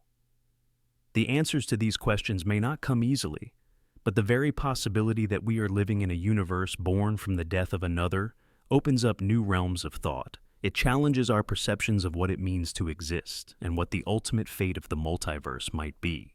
Zero-point field fluctuation. The origin of the universe has captivated humanity for centuries. We've often been taught that the Big Bang marked the birth of everything, an explosion from a singularity, a moment when time, space, and all matter were created from nothing. But what if this is only part of the story? What if the Big Bang wasn't a singular event at all, but a spike, an extreme fluctuation in an underlying energy field that exists at the very foundation of reality? To understand this theory, we first need to explore the concept of zero-point energy. This is the energy that exists in a vacuum, energy present in all space, even when there is nothing there. It's a type of energy that pervades the entire universe, one that exists at the most fundamental level, even in the absence of matter. Despite the name, zero-point energy doesn't mean the absence of energy. In fact, it's the opposite. It's a seething, invisible energy that constantly fluctuates. Even in what we think of as empty space, these fluctuations occur continuously, creating a constant background of energy. The concept of the zero-point field challenges our traditional understanding of the vacuum. It's not empty at all, but teeming with potential that has the ability to affect matter, energy, and space itself. These quantum fluctuations in the zero-point field can create virtual particles that appear and disappear in the blink of an eye, never lasting long enough to be directly observed. They are momentary disturbances in the field, suggesting that even in a vacuum, there is no such thing as true emptiness. But what if these fluctuations could become much more extreme? What if they could grow to a scale so immense that they ripple through the very fabric of space-time itself? This is where the zero-point field fluctuation theory begins to take shape. Imagine a moment when the fluctuations in the zero-point field were not small and fleeting, but so vast, so powerful, that they created a disturbance so profound it inflated the universe. The Big Bang could have been this violent spike, a ripple in the zero-point field so extreme that it set everything into motion, causing the expansion of space itself. In this theory, the Big Bang isn't the moment the universe came from nothing, but a dramatic event where the zero-point field itself surged with energy. In quantum mechanics, these fluctuations are a natural part of reality, but what if, in an instant, one of these fluctuations escalated beyond anything we can imagine? It could have triggered a chain reaction, an explosion of energy that stretched and expanded space-time at an exponential rate. The universe, once a singularity, rapidly inflated, expanding from a point smaller than an atom to a vast expanse in a fraction of a second. This rapid inflationary period, known as cosmic inflation, is one of the most extraordinary phenomena in the early universe.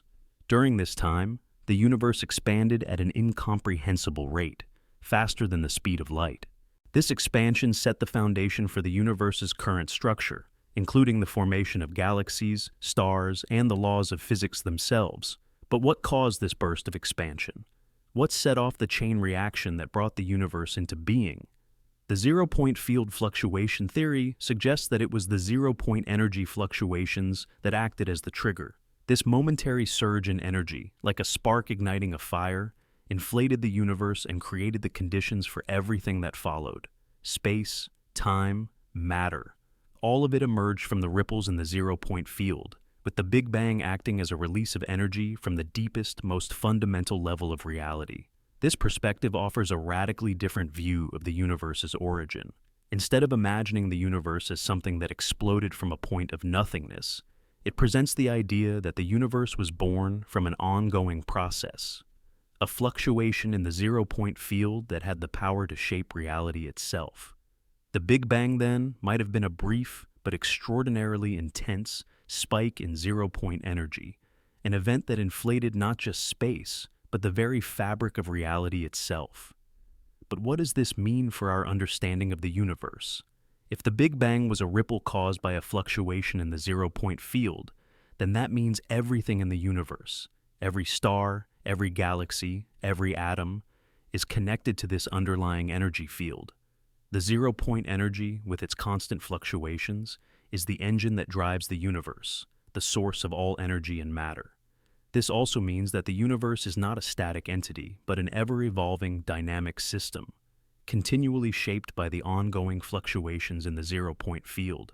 The implications of this theory go beyond the past and into the future. If the zero-point field is constantly fluctuating, could the universe still be affected by these fluctuations today? Could future fluctuations trigger new events, perhaps leading to the acceleration or deceleration of the universe's expansion? Could these fluctuations cause the universe to collapse in on itself? Or could they lead to new bursts of expansion? Just as the zero-point energy gave birth to our universe, it could also influence its future, shaping the cosmos in ways we can't yet fully comprehend. Think of the zero-point field as a vast, invisible ocean with waves that constantly undulate beneath the surface. These waves create disturbances, causing ripples that spread throughout the universe, shaping the very space-time we experience. The Big Bang was just one such ripple, a wave of energy so powerful that it changed everything. And just as the ocean is still moving today, the zero-point field continues to fluctuate, affecting the fabric of the universe in ways we may still be only beginning to understand. This theory has profound consequences for our understanding of reality. It suggests that the universe is not a static entity, but a constantly fluctuating system shaped by the energy of the zero-point field. Every moment, every interaction in the cosmos may be a result of these ongoing fluctuations. The stars that burn brightly, the galaxies that spiral in the vastness of space, all are manifestations of the energy ripples from the zero-point field, which have shaped the very nature of space, time, and matter. In the end, the zero-point field fluctuation theory challenges our traditional view of the universe. It suggests that the Big Bang wasn't a singular event from nothingness, but the result of a profound fluctuation in the most fundamental energy field in existence. The universe, and everything in it, may be a manifestation of these energy fluctuations, ripples in the fabric of reality itself. The Big Bang was not the beginning of everything, but a spike, a momentary, intense burst of energy that inflated reality and set the universe into motion. Anthropic Bounce. Imagine a universe so vast, so eternal, that it has been through countless cycles, each beginning and ending in a grand cosmic event: birth, death, and rebirth. A universe caught in a never-ending loop where time folds upon itself, and the laws of physics reset in an infinite series of cycles. Yet, despite these infinite cycles, only this single, specific moment has produced the conditions in which life, as we know it, could emerge. This is the essence of the Anthropic Bounce, a theory that proposes our universe is not the first, nor will it be the last, but the product of an infinite cycle of cosmic rebirths, with the unique twist that only this iteration allowed for conscious beings like us to come into existence. The concept of the Anthropic Bounce delves into a mind-bending view of the cosmos, a universe that has gone through an uncountable number of cycles, each restarting with the Big Bang, only for each cycle to end in an eventual collapse, possibly a big crunch, before a new cycle begins.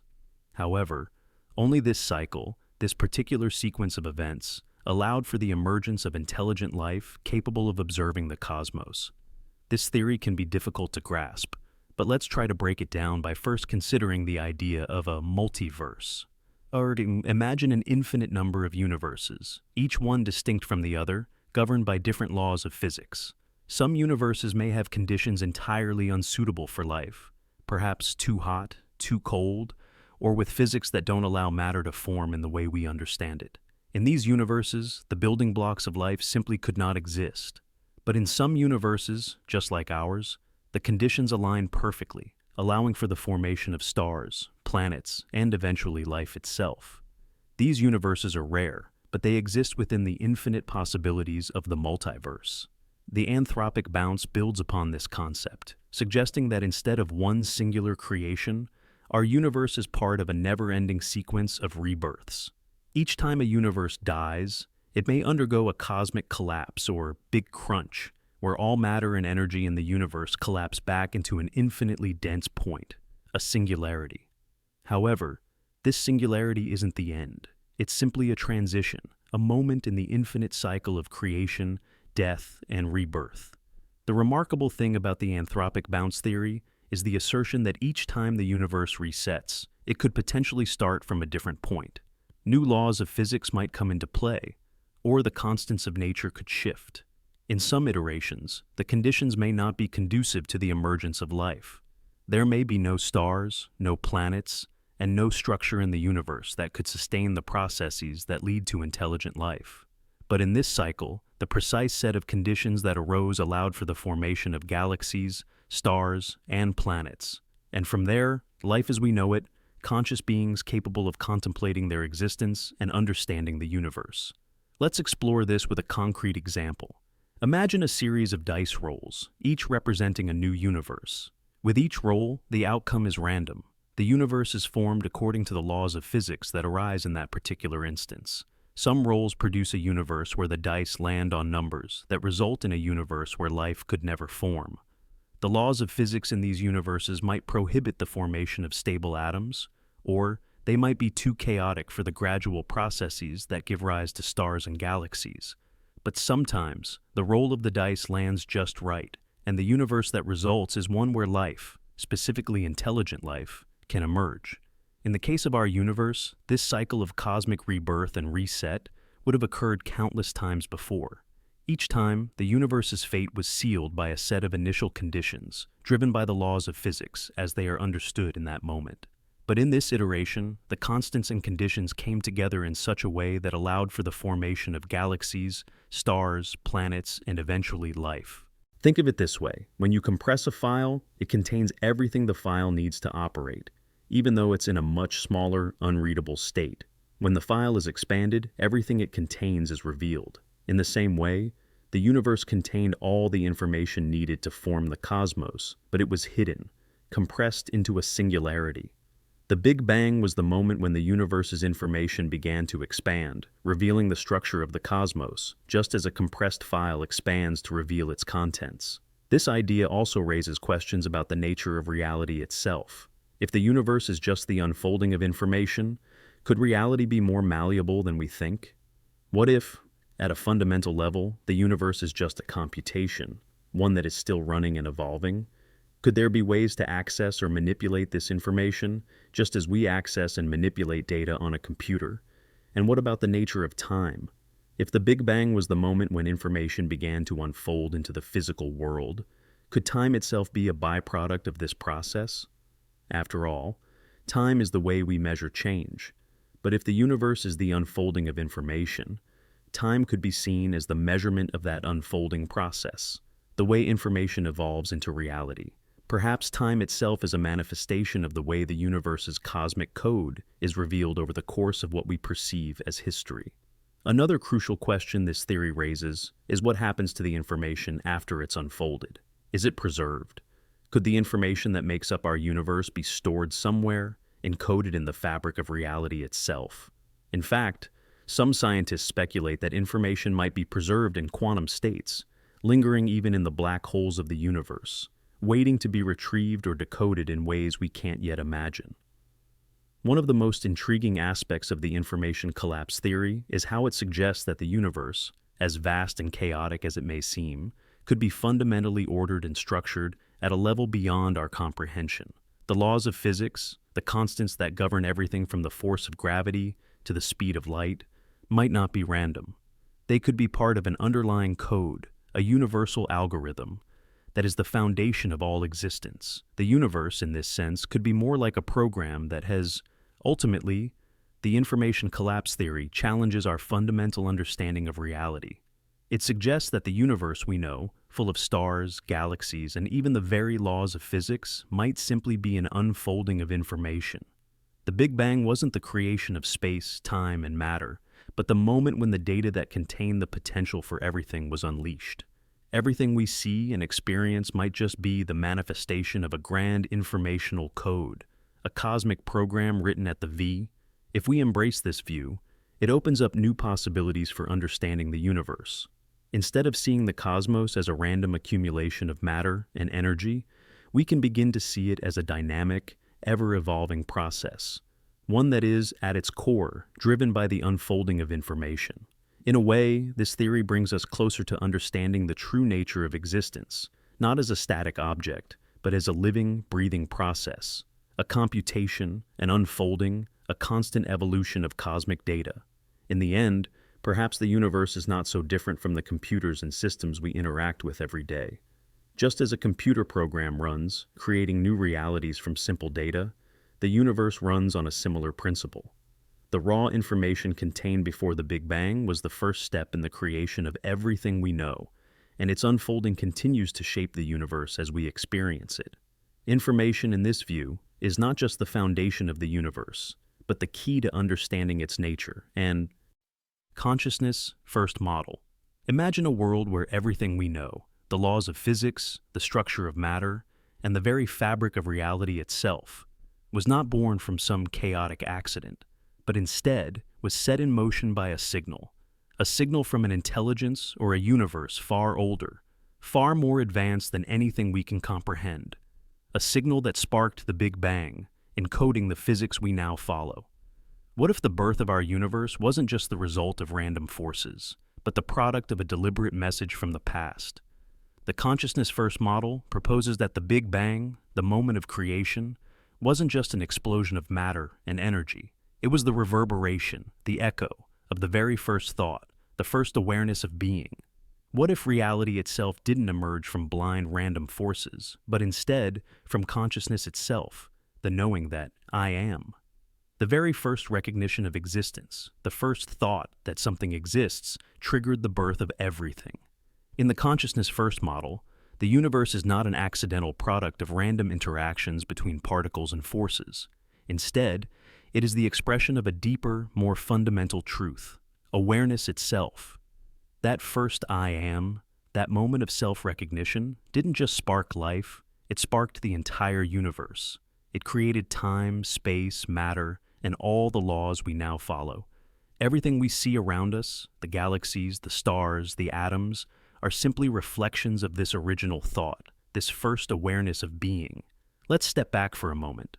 We usually think of consciousness as something that emerges from complex processes within our brains.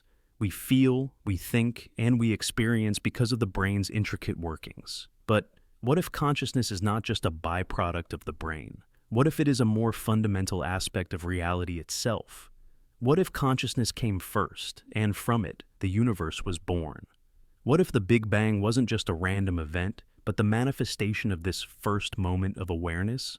If we take this idea seriously, we begin to see that the universe is not just a cold machine governed by the laws of physics. It's a living, breathing entity born from the first awareness, the first consciousness. Time and space, in this view, are not external forces acting on an indifferent universe. Instead, they are expressions of consciousness itself, the very framework within which this awareness can unfold. The universe is not a passive backdrop to events, but an active expression of the consciousness that birthed it. Now, let's dive into an example from quantum mechanics to understand how this model might work. At the quantum level, particles behave in strange, seemingly paradoxical ways. A particle doesn't have a definite position until it is observed. It exists as a wave of potential, a probability, until consciousness collapses that wave into a single point in space-time. This suggests that the active observation of consciousness doesn't just observe reality, it creates it. What if this principle applies to the entire universe? What if the universe itself is a manifestation of consciousness, unfolding according to its own awareness of being? This model also forces us to rethink our understanding of the mind-matter relationship. Instead of seeing consciousness as something that arises from complex neural activity, The consciousness first model suggests that consciousness is the source of everything, including matter itself. The brain, the body, and all physical matter are expressions of consciousness just as the universe is. Our awareness, our thoughts, and our perceptions are not just products of our brains. They are products of the very consciousness that birthed the universe. Imagine the implications of this model. If consciousness is the foundation of reality, then everything in the universe, from the tiniest subatomic particles to the largest galaxies, is a reflection of that awareness. The universe is not a random, chaotic accident. It is the unfolding of consciousness, a living, evolving expression of I am. Every moment, every particle, every force is a part of this ongoing, unfolding awareness. Think about time and space. In the consciousness first model, time is not an external, independent force that exists on its own. Time is an expression of consciousness. It is a measure of change within awareness. Space, too, is not just an empty container for objects. It is a projection of consciousness, a field that allows for the unfolding of reality. The universe, in this sense, is not a backdrop to events. It is the very medium through which consciousness expresses itself. This model also connects with some of the deepest ideas found in both ancient philosophy and modern science. Many spiritual traditions have long held that the universe is a manifestation of a higher consciousness or divine awareness. The consciousness first model resonates with these ancient teachings, suggesting that the Big Bang was not just a physical event, but a metaphysical awakening, a cosmic I am that set the universe into motion. So, what does this mean for us, as conscious beings living in this universe? If reality itself bloomed from the awareness of being, then we are not separate from the universe. We are part of it, expressions of that original consciousness. Our minds are not just products of neural activity. They are reflections of the same awareness that birthed the universe. We are connected to the cosmos, not as passive observers, but as active participants in the ongoing unfolding of consciousness. The consciousness first model forces us to ask some profound questions about our place in the universe. If everything is born from consciousness, then are we part of a greater cosmic plan? Are our thoughts and actions part of a larger unfolding of awareness? If the universe itself is conscious, then perhaps we are not alone in this vast cosmos. Perhaps we are part of a universal mind, unfolding and evolving through time and space, creating and experiencing all that exists. As we contemplate the consciousness first model, we begin to see the universe in a new light. The Big Bang, the birth of time and space, the emergence of life. It all begins with the first thought, the first awareness of being. The universe is not a cold, indifferent machine. It is a conscious, living entity, unfolding through time, ever evolving, ever expanding. And we, as conscious beings, are part of this grand cosmic story, expressions of the very awareness that birthed it all. So the next time you look up at the stars, remember that the universe is not just a collection of particles and forces. It is an expression of consciousness, a living, breathing entity born from the first I am. And we, as conscious beings, are not separate from it. We are part of the unfolding of awareness itself. And as we explore the cosmos, we are, in a sense, exploring the very nature of consciousness. Information collapse theory. Before the Big Bang, there was nothing. Or rather, there was something very different from anything we experience today. It wasn't matter or energy. It wasn't even space or time. It was pure information. In this state, the universe existed not as something we can touch or measure, but as a condensed, compressed amount of data. This pure information, devoid of any material substance, contained all the potential to give rise to the cosmos as we know it. What we perceive as our universe, with all its matter, energy, space, and time. Imagine this. If our universe were like a program running on a computer, then before the Big Bang, the universe was just the code, the raw data, tightly packed into a singularity, waiting for the right moment to unfold. The moment of the Big Bang was not the creation of matter or energy, but the moment when the information that encoded everything about reality exploded outward, transforming into what we now know as the physical world. We're familiar with how data compression works. When you compress a file on a computer, it takes up less space.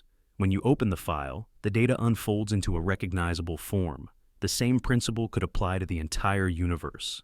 All the potential for everything, every law of physics, every quantum particle, every force, was contained in this pure informational state. But it wasn't a file waiting to be opened. It was an immense, incomprehensible point of data, packed into a singularity. When we think about the Big Bang, we often think of it as an explosion of matter and energy. But what if it wasn't just a random event? What if the Big Bang was actually the release of this stored information, compressed to an unimaginable degree? The Big Bang, in this sense, was not just the birth of space and time, but the explosion of pure information into the physical reality we now inhabit.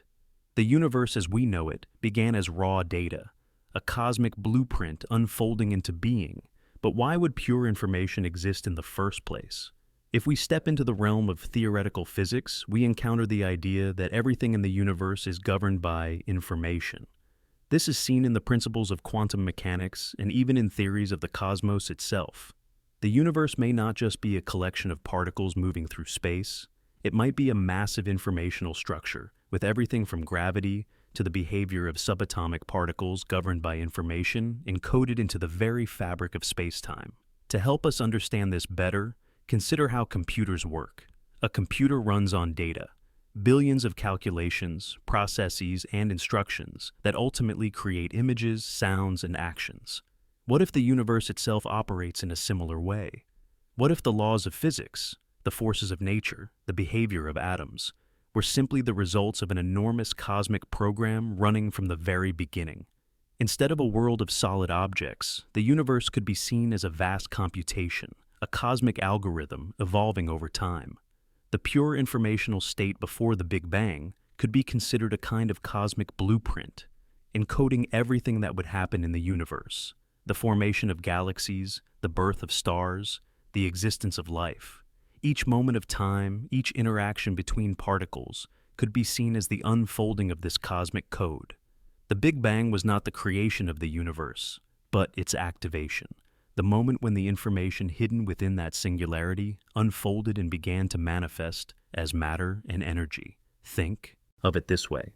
When you compress a file, it contains everything the file needs to operate, even though it's in a much smaller, unreadable state. When the file is expanded, everything it contains is revealed. In the same way, the universe contained all the information needed to form the cosmos, but it was hidden, compressed into a singularity. The Big Bang was the moment when the universe's information began to expand, revealing the structure of the cosmos, just as a compressed file expands to reveal its contents. This idea also raises questions about the nature of reality itself. If the universe is just the unfolding of information, could reality be more malleable than we think? What if, at a fundamental level, the universe is just a computation, one that is still running and evolving? Could there be ways to access or manipulate this information, just as we access and manipulate data on a computer? And what about the nature of time? If the Big Bang was the moment when information began to unfold into the physical world, could time itself be a byproduct of this process? After all, time is the way we measure change. But if the universe is the unfolding of information, time could be seen as the measurement of that unfolding process, the way information evolves into reality.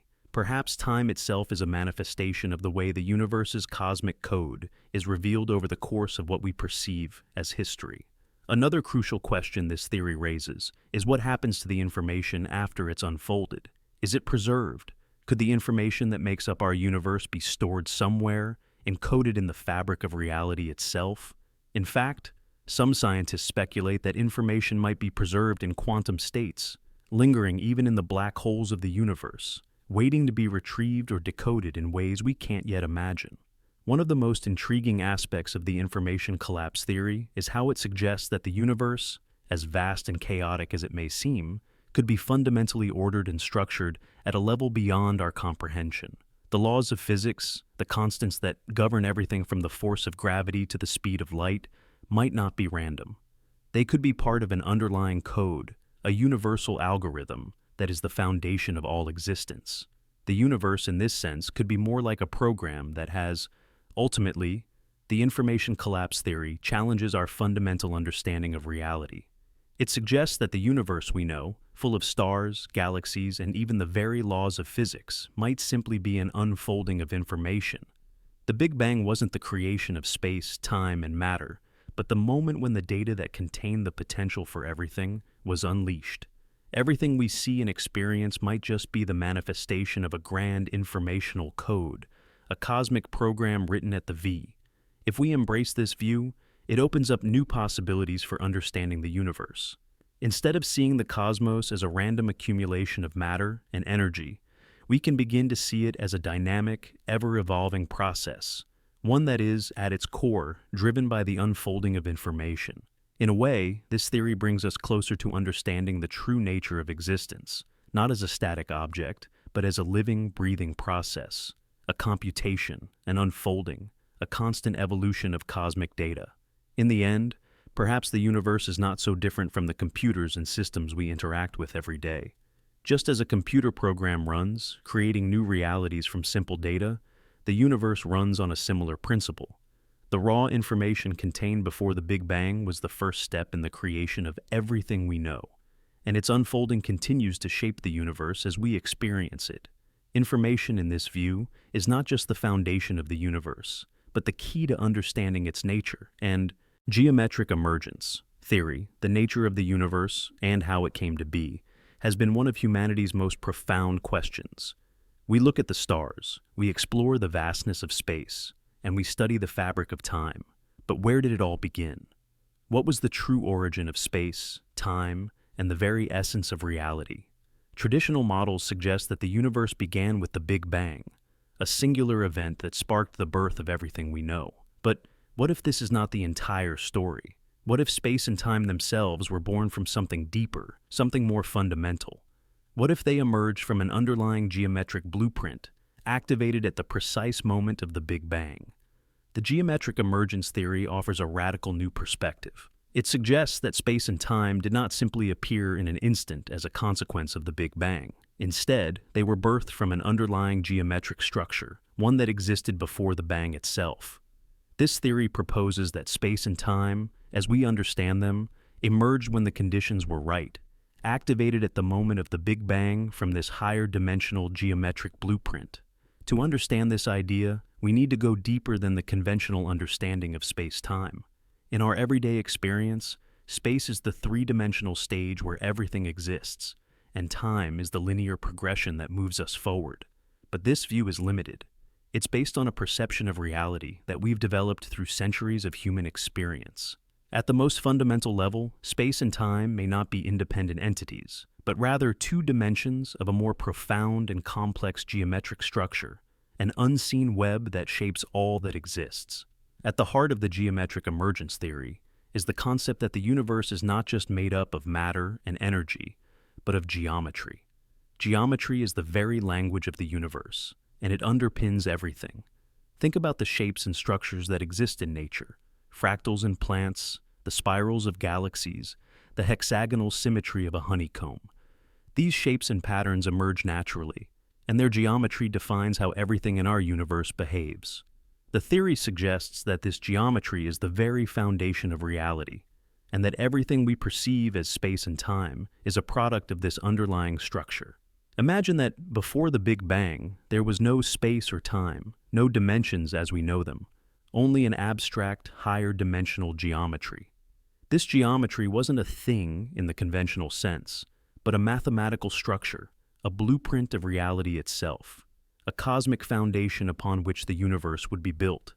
But this blueprint wasn't activated. It lay dormant, waiting for the right conditions to give rise to the space and time that would eventually expand into the cosmos we observe today. Then, at the moment of the Big Bang, something extraordinary happened. The geometric structure, hidden and waiting, was activated. The moment of the Big Bang wasn't just an explosion of energy and matter. It was the activation of this underlying geometric blueprint. This spark, this burst of energy, was the trigger that transformed the abstract geometry into the space-time continuum. It was like a cosmic algorithm being turned on, a shift from potential to reality. The expansion of space itself, which occurred almost instantaneously during the first moments of the Big Bang, could be seen as the unfolding of this geometric structure. As the universe rapidly expanded, the geometry of space-time began to emerge.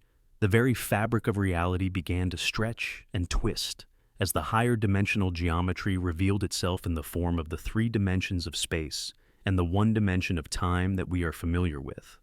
These dimensions were not a result of random chance, but the manifestation of the underlying geometric framework that governed the very nature of the universe.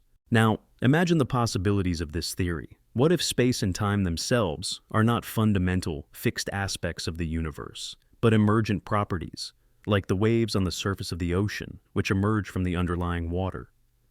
Space and time could be the result of a deeper, more fundamental geometry, a structure that governs the way everything in the universe behaves.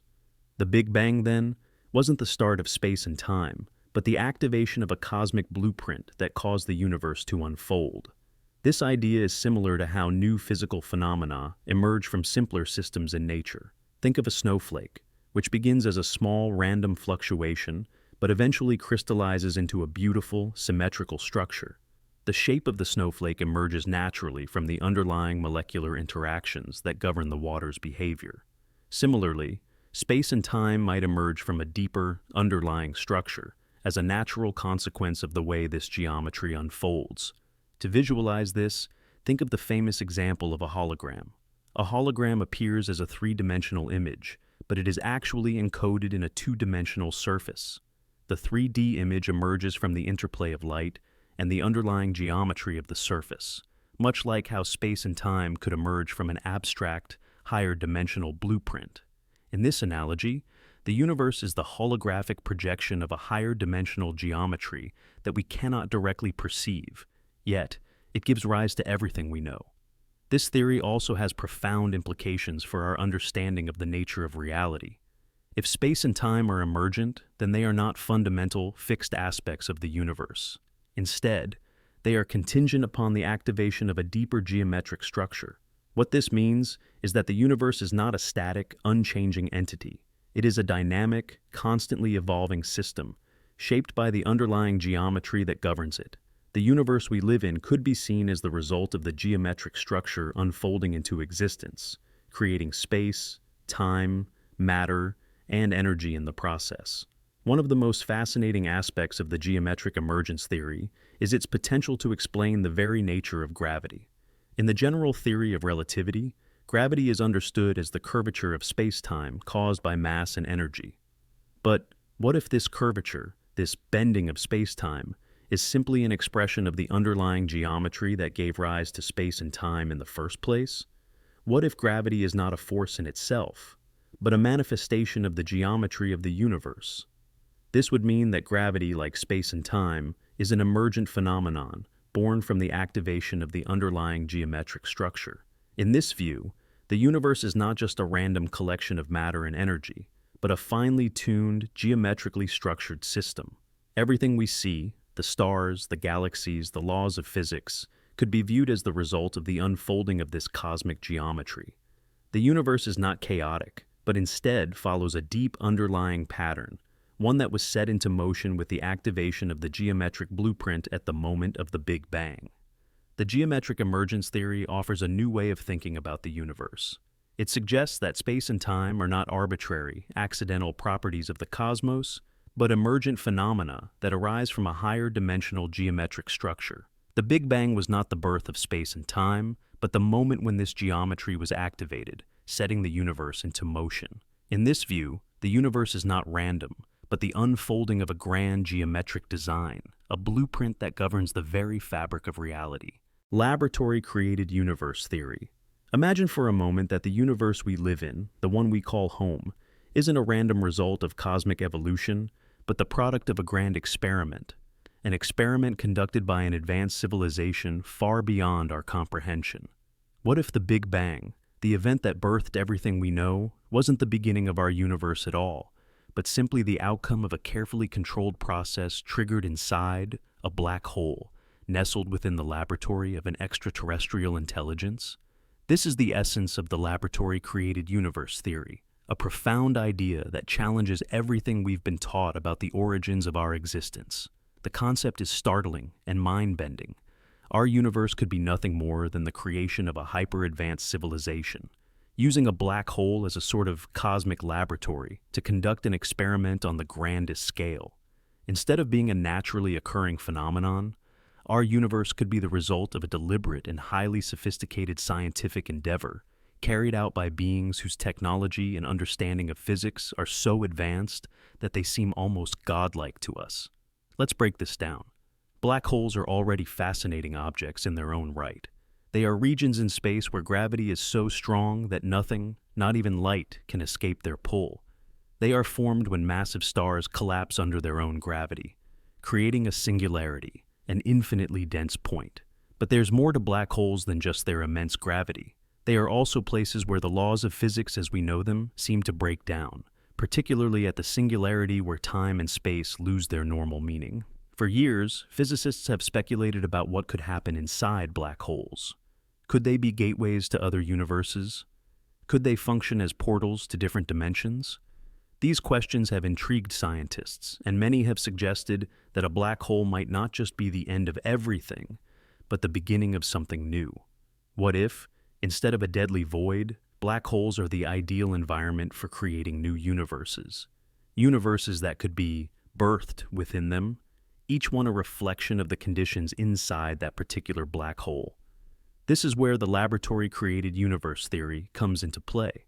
According to this theory, black holes might not only be the birthplaces of new universes, but also the testing grounds for a civilization's most audacious experiments. Imagine a civilization so advanced that they possess the technology to create artificial black holes.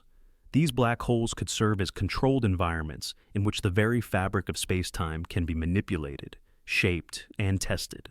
The beings behind these experiments might create the conditions necessary for a Big Bang, setting off a chain reaction that leads to the birth of an entirely new universe. To understand this more deeply, let's consider the nature of a laboratory experiment. In our world, scientists create controlled environments to test hypotheses, test new ideas, and sometimes even create entirely new phenomena. Think of a physicist in a lab using a particle accelerator to smash particles together at high speeds, hoping to unlock the mysteries of the universe. The result of this experiment isn't just a theoretical concept, it's a real, observable outcome, such as the discovery of the Higgs boson. Now, imagine that on a cosmic scale, these scientists are not just observing tiny particles, but entire universes, each one springing into existence within the confines of a black hole, crafted and observed by the hands of an alien civilization. It's an incredible thought. The universe we live in, with all its complexity and beauty, could simply be the result of an experiment conducted by beings who have mastered the art of universe creation. Just as we manipulate subatomic particles to understand the fundamental building blocks of reality, these beings might manipulate the very fabric of space-time itself, creating big bangs and watching as galaxies, stars, and planets form from the chaos. In this context, the Big Bang wasn't a random event, but a carefully orchestrated moment in a long series of experiments. A moment when the conditions inside a black hole reached a tipping point, triggering the birth of a new universe. But how could this possibly be true? What evidence could we have to support such an extraordinary claim? At first glance, it seems far-fetched. After all, we have no direct proof that other civilizations, let alone ones advanced enough to create black holes and manipulate universes, even exist.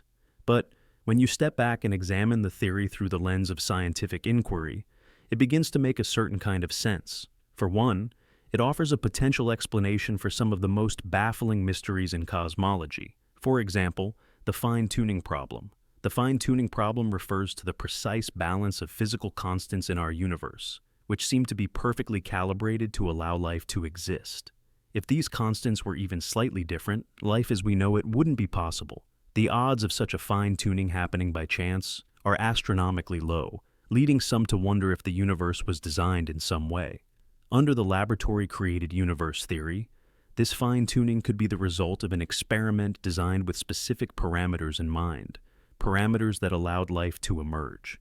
The seemingly perfect conditions of our universe could be the product of deliberate choices made by an advanced civilization conducting their experiment. Another intriguing aspect of this theory is the possibility that we might not be the first civilization to have existed in our universe. What if there were previous civilizations, advanced enough to create black holes and start new universes? Who conducted their own experiments long before us? Perhaps we are simply the most recent experiment, a new iteration in an ongoing series of cosmic creations. In this scenario, our universe isn't the first, nor will it be the last, but just one chapter in an endless cycle of cosmic experimentation. The very idea that our universe might be a mere experiment in an ongoing chain of creation adds a layer of profound mystery to our existence. Let's take this concept a step further. What if the beings responsible for creating our universe aren't even aware of us? What if, from their perspective, our universe is just one of countless others, each one a test of different cosmic principles and possibilities? We could be a product of their curiosity, their desire to understand the fundamental nature of existence, without even realizing we're part of something much larger. The idea that we are the result of an alien experiment brings with it a new perspective on our place in the cosmos, reminding us that our universe, though vast and seemingly infinite, might be nothing more than a laboratory project on a galactic scale. Ultimately, the laboratory-created universe theory challenges our most basic assumptions about existence. It forces us to reconsider the nature of reality and the origins of the universe itself.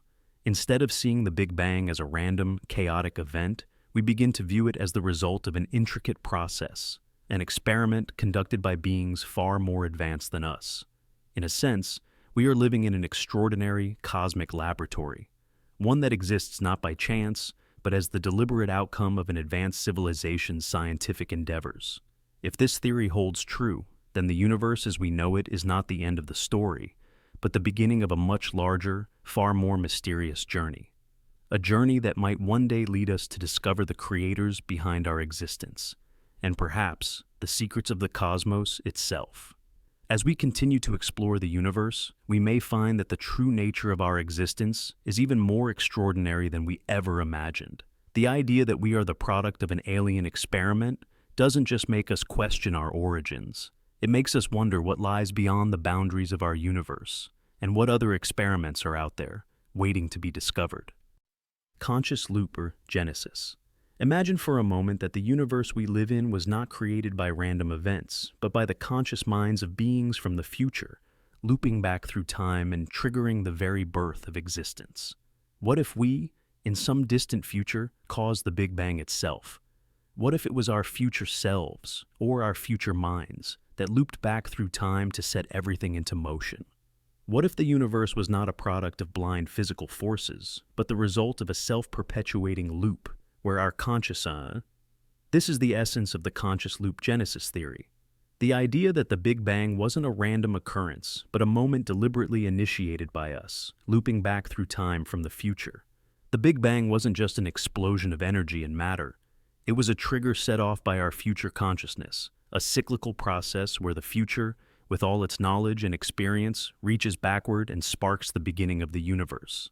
We are accustomed to thinking of time as a linear progression, a path from the past to the present to the future. But what if time could loop back on itself, allowing events from the future to influence the past? Imagine if time wasn't just a straight line, but a closed loop, a cycle in which the future could affect the beginning of the universe. In this view, the Big Bang wasn't the beginning of everything, but the moment in which our future consciousness reached back to cause the spark of creation. To understand this better, think of a feedback loop. In a typical feedback loop, the output of a system is fed back into the system as an input, creating a cycle that perpetuates itself. Now, imagine that the output of this system, the entire universe, was fed back into the past, creating the very conditions for the Big Bang. Our minds, equipped with the knowledge of the universe's future, could have sent a signal back through time, setting into motion the very creation of the cosmos. The future didn't just.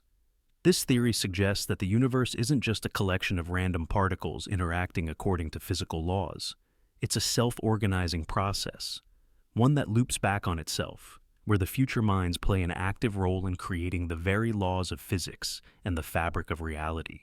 Time is not just a passive flow of events, it's an active force, shaped by the consciousness of future beings who use their knowledge to trigger the past. The Big Bang wasn't a random event. It was a deliberate, Let's dive a little deeper into how this might work. If we think of time as a loop, then it's possible that the future, with all its advancements and understanding of the universe, could influence its own origin. The knowledge and consciousness of future minds could have been sent back in time, influencing the conditions of the early universe. Perhaps the minds of the future were not only aware of the universe's eventual creation, they were the ones who created it, using their consciousness to manipulate. This raises a fascinating question. If our future selves are the ones who initiated the Big Bang, does that mean we are part of a closed loop of creation? Are we living in a universe that is self-sustaining, where the past and future are interconnected in a cyclical process? The future minds don't just observe the universe, they actively participate in its creation. They influence the course of events, ensuring that the universe unfolds exactly as it needs to, sending back the necessary information. Consider the idea of time travel, a concept often explored in science fiction, but also grounded in theoretical physics. If time travel were possible, future beings could manipulate events in the past, influencing the course of history. But what if time travel wasn't just about traveling backward in time to visit the past? It was about consciously sending information, thoughts, or signals back through time to shape the very structure of the universe? In this model, future minds would not just travel back too. If this idea were true, then the boundaries between past, present, and future would no longer be as rigid as we think. We would no longer see ourselves as existing in a linear timeline, but as part of a grand, looping system in which our consciousness plays an active role in both the future and the past. In this view, we are not just passive participants in the universe's unfolding. We are, in fact, the creators of it. Our minds in the future are the ones who caused the Big Bang and set everything. This brings us to another question. If the future can influence the past, what does that mean for free will? If the Big Bang was caused by future minds, then everything that has happened in the universe, every choice and event, may have already been set in motion by this loop. The choices we make today could already be part of this grand cycle. Our actions might be part of a larger process that loops through time. Are we free to choose, or are we simply playing our part in a predetermined cosmic cycle? The conscious loop. Genesis theory forces us to reconsider everything we know about time, causality, and existence itself. It challenges the traditional view of time as a linear progression, asking us to think of it instead as a loop, a never-ending cycle in which the future and past are intertwined, influencing each other in a way we cannot yet fully comprehend. The universe, in this view, is not a random accident, but a deliberate, intentional creation set into motion by our future minds. We are PA, and think of the broader implications for our understanding of reality. If we are indeed the ones who caused the Big Bang, then the universe is not just something that happened by chance. It's something we made happen. We are not mere observers of the cosmos, we are its creators. Everything we know, from the smallest particles to the largest galaxies, is the result of a self-perpetuating cycle that began with our future minds. Our consciousness, reaching backward in time, ignited the spark that birthed. So, the next time you look up at the stars, consider this. The universe might not be an accident at all. It might not just be a result of physical forces acting randomly. Instead, it might be the product of a great loop, a loop in which our minds in the future traveled back in time to initiate the very birth of everything we know. The universe is not something that happened to us. It is something we caused to happen. We are not merely part of the universe. We are its creators, shaping its destiny.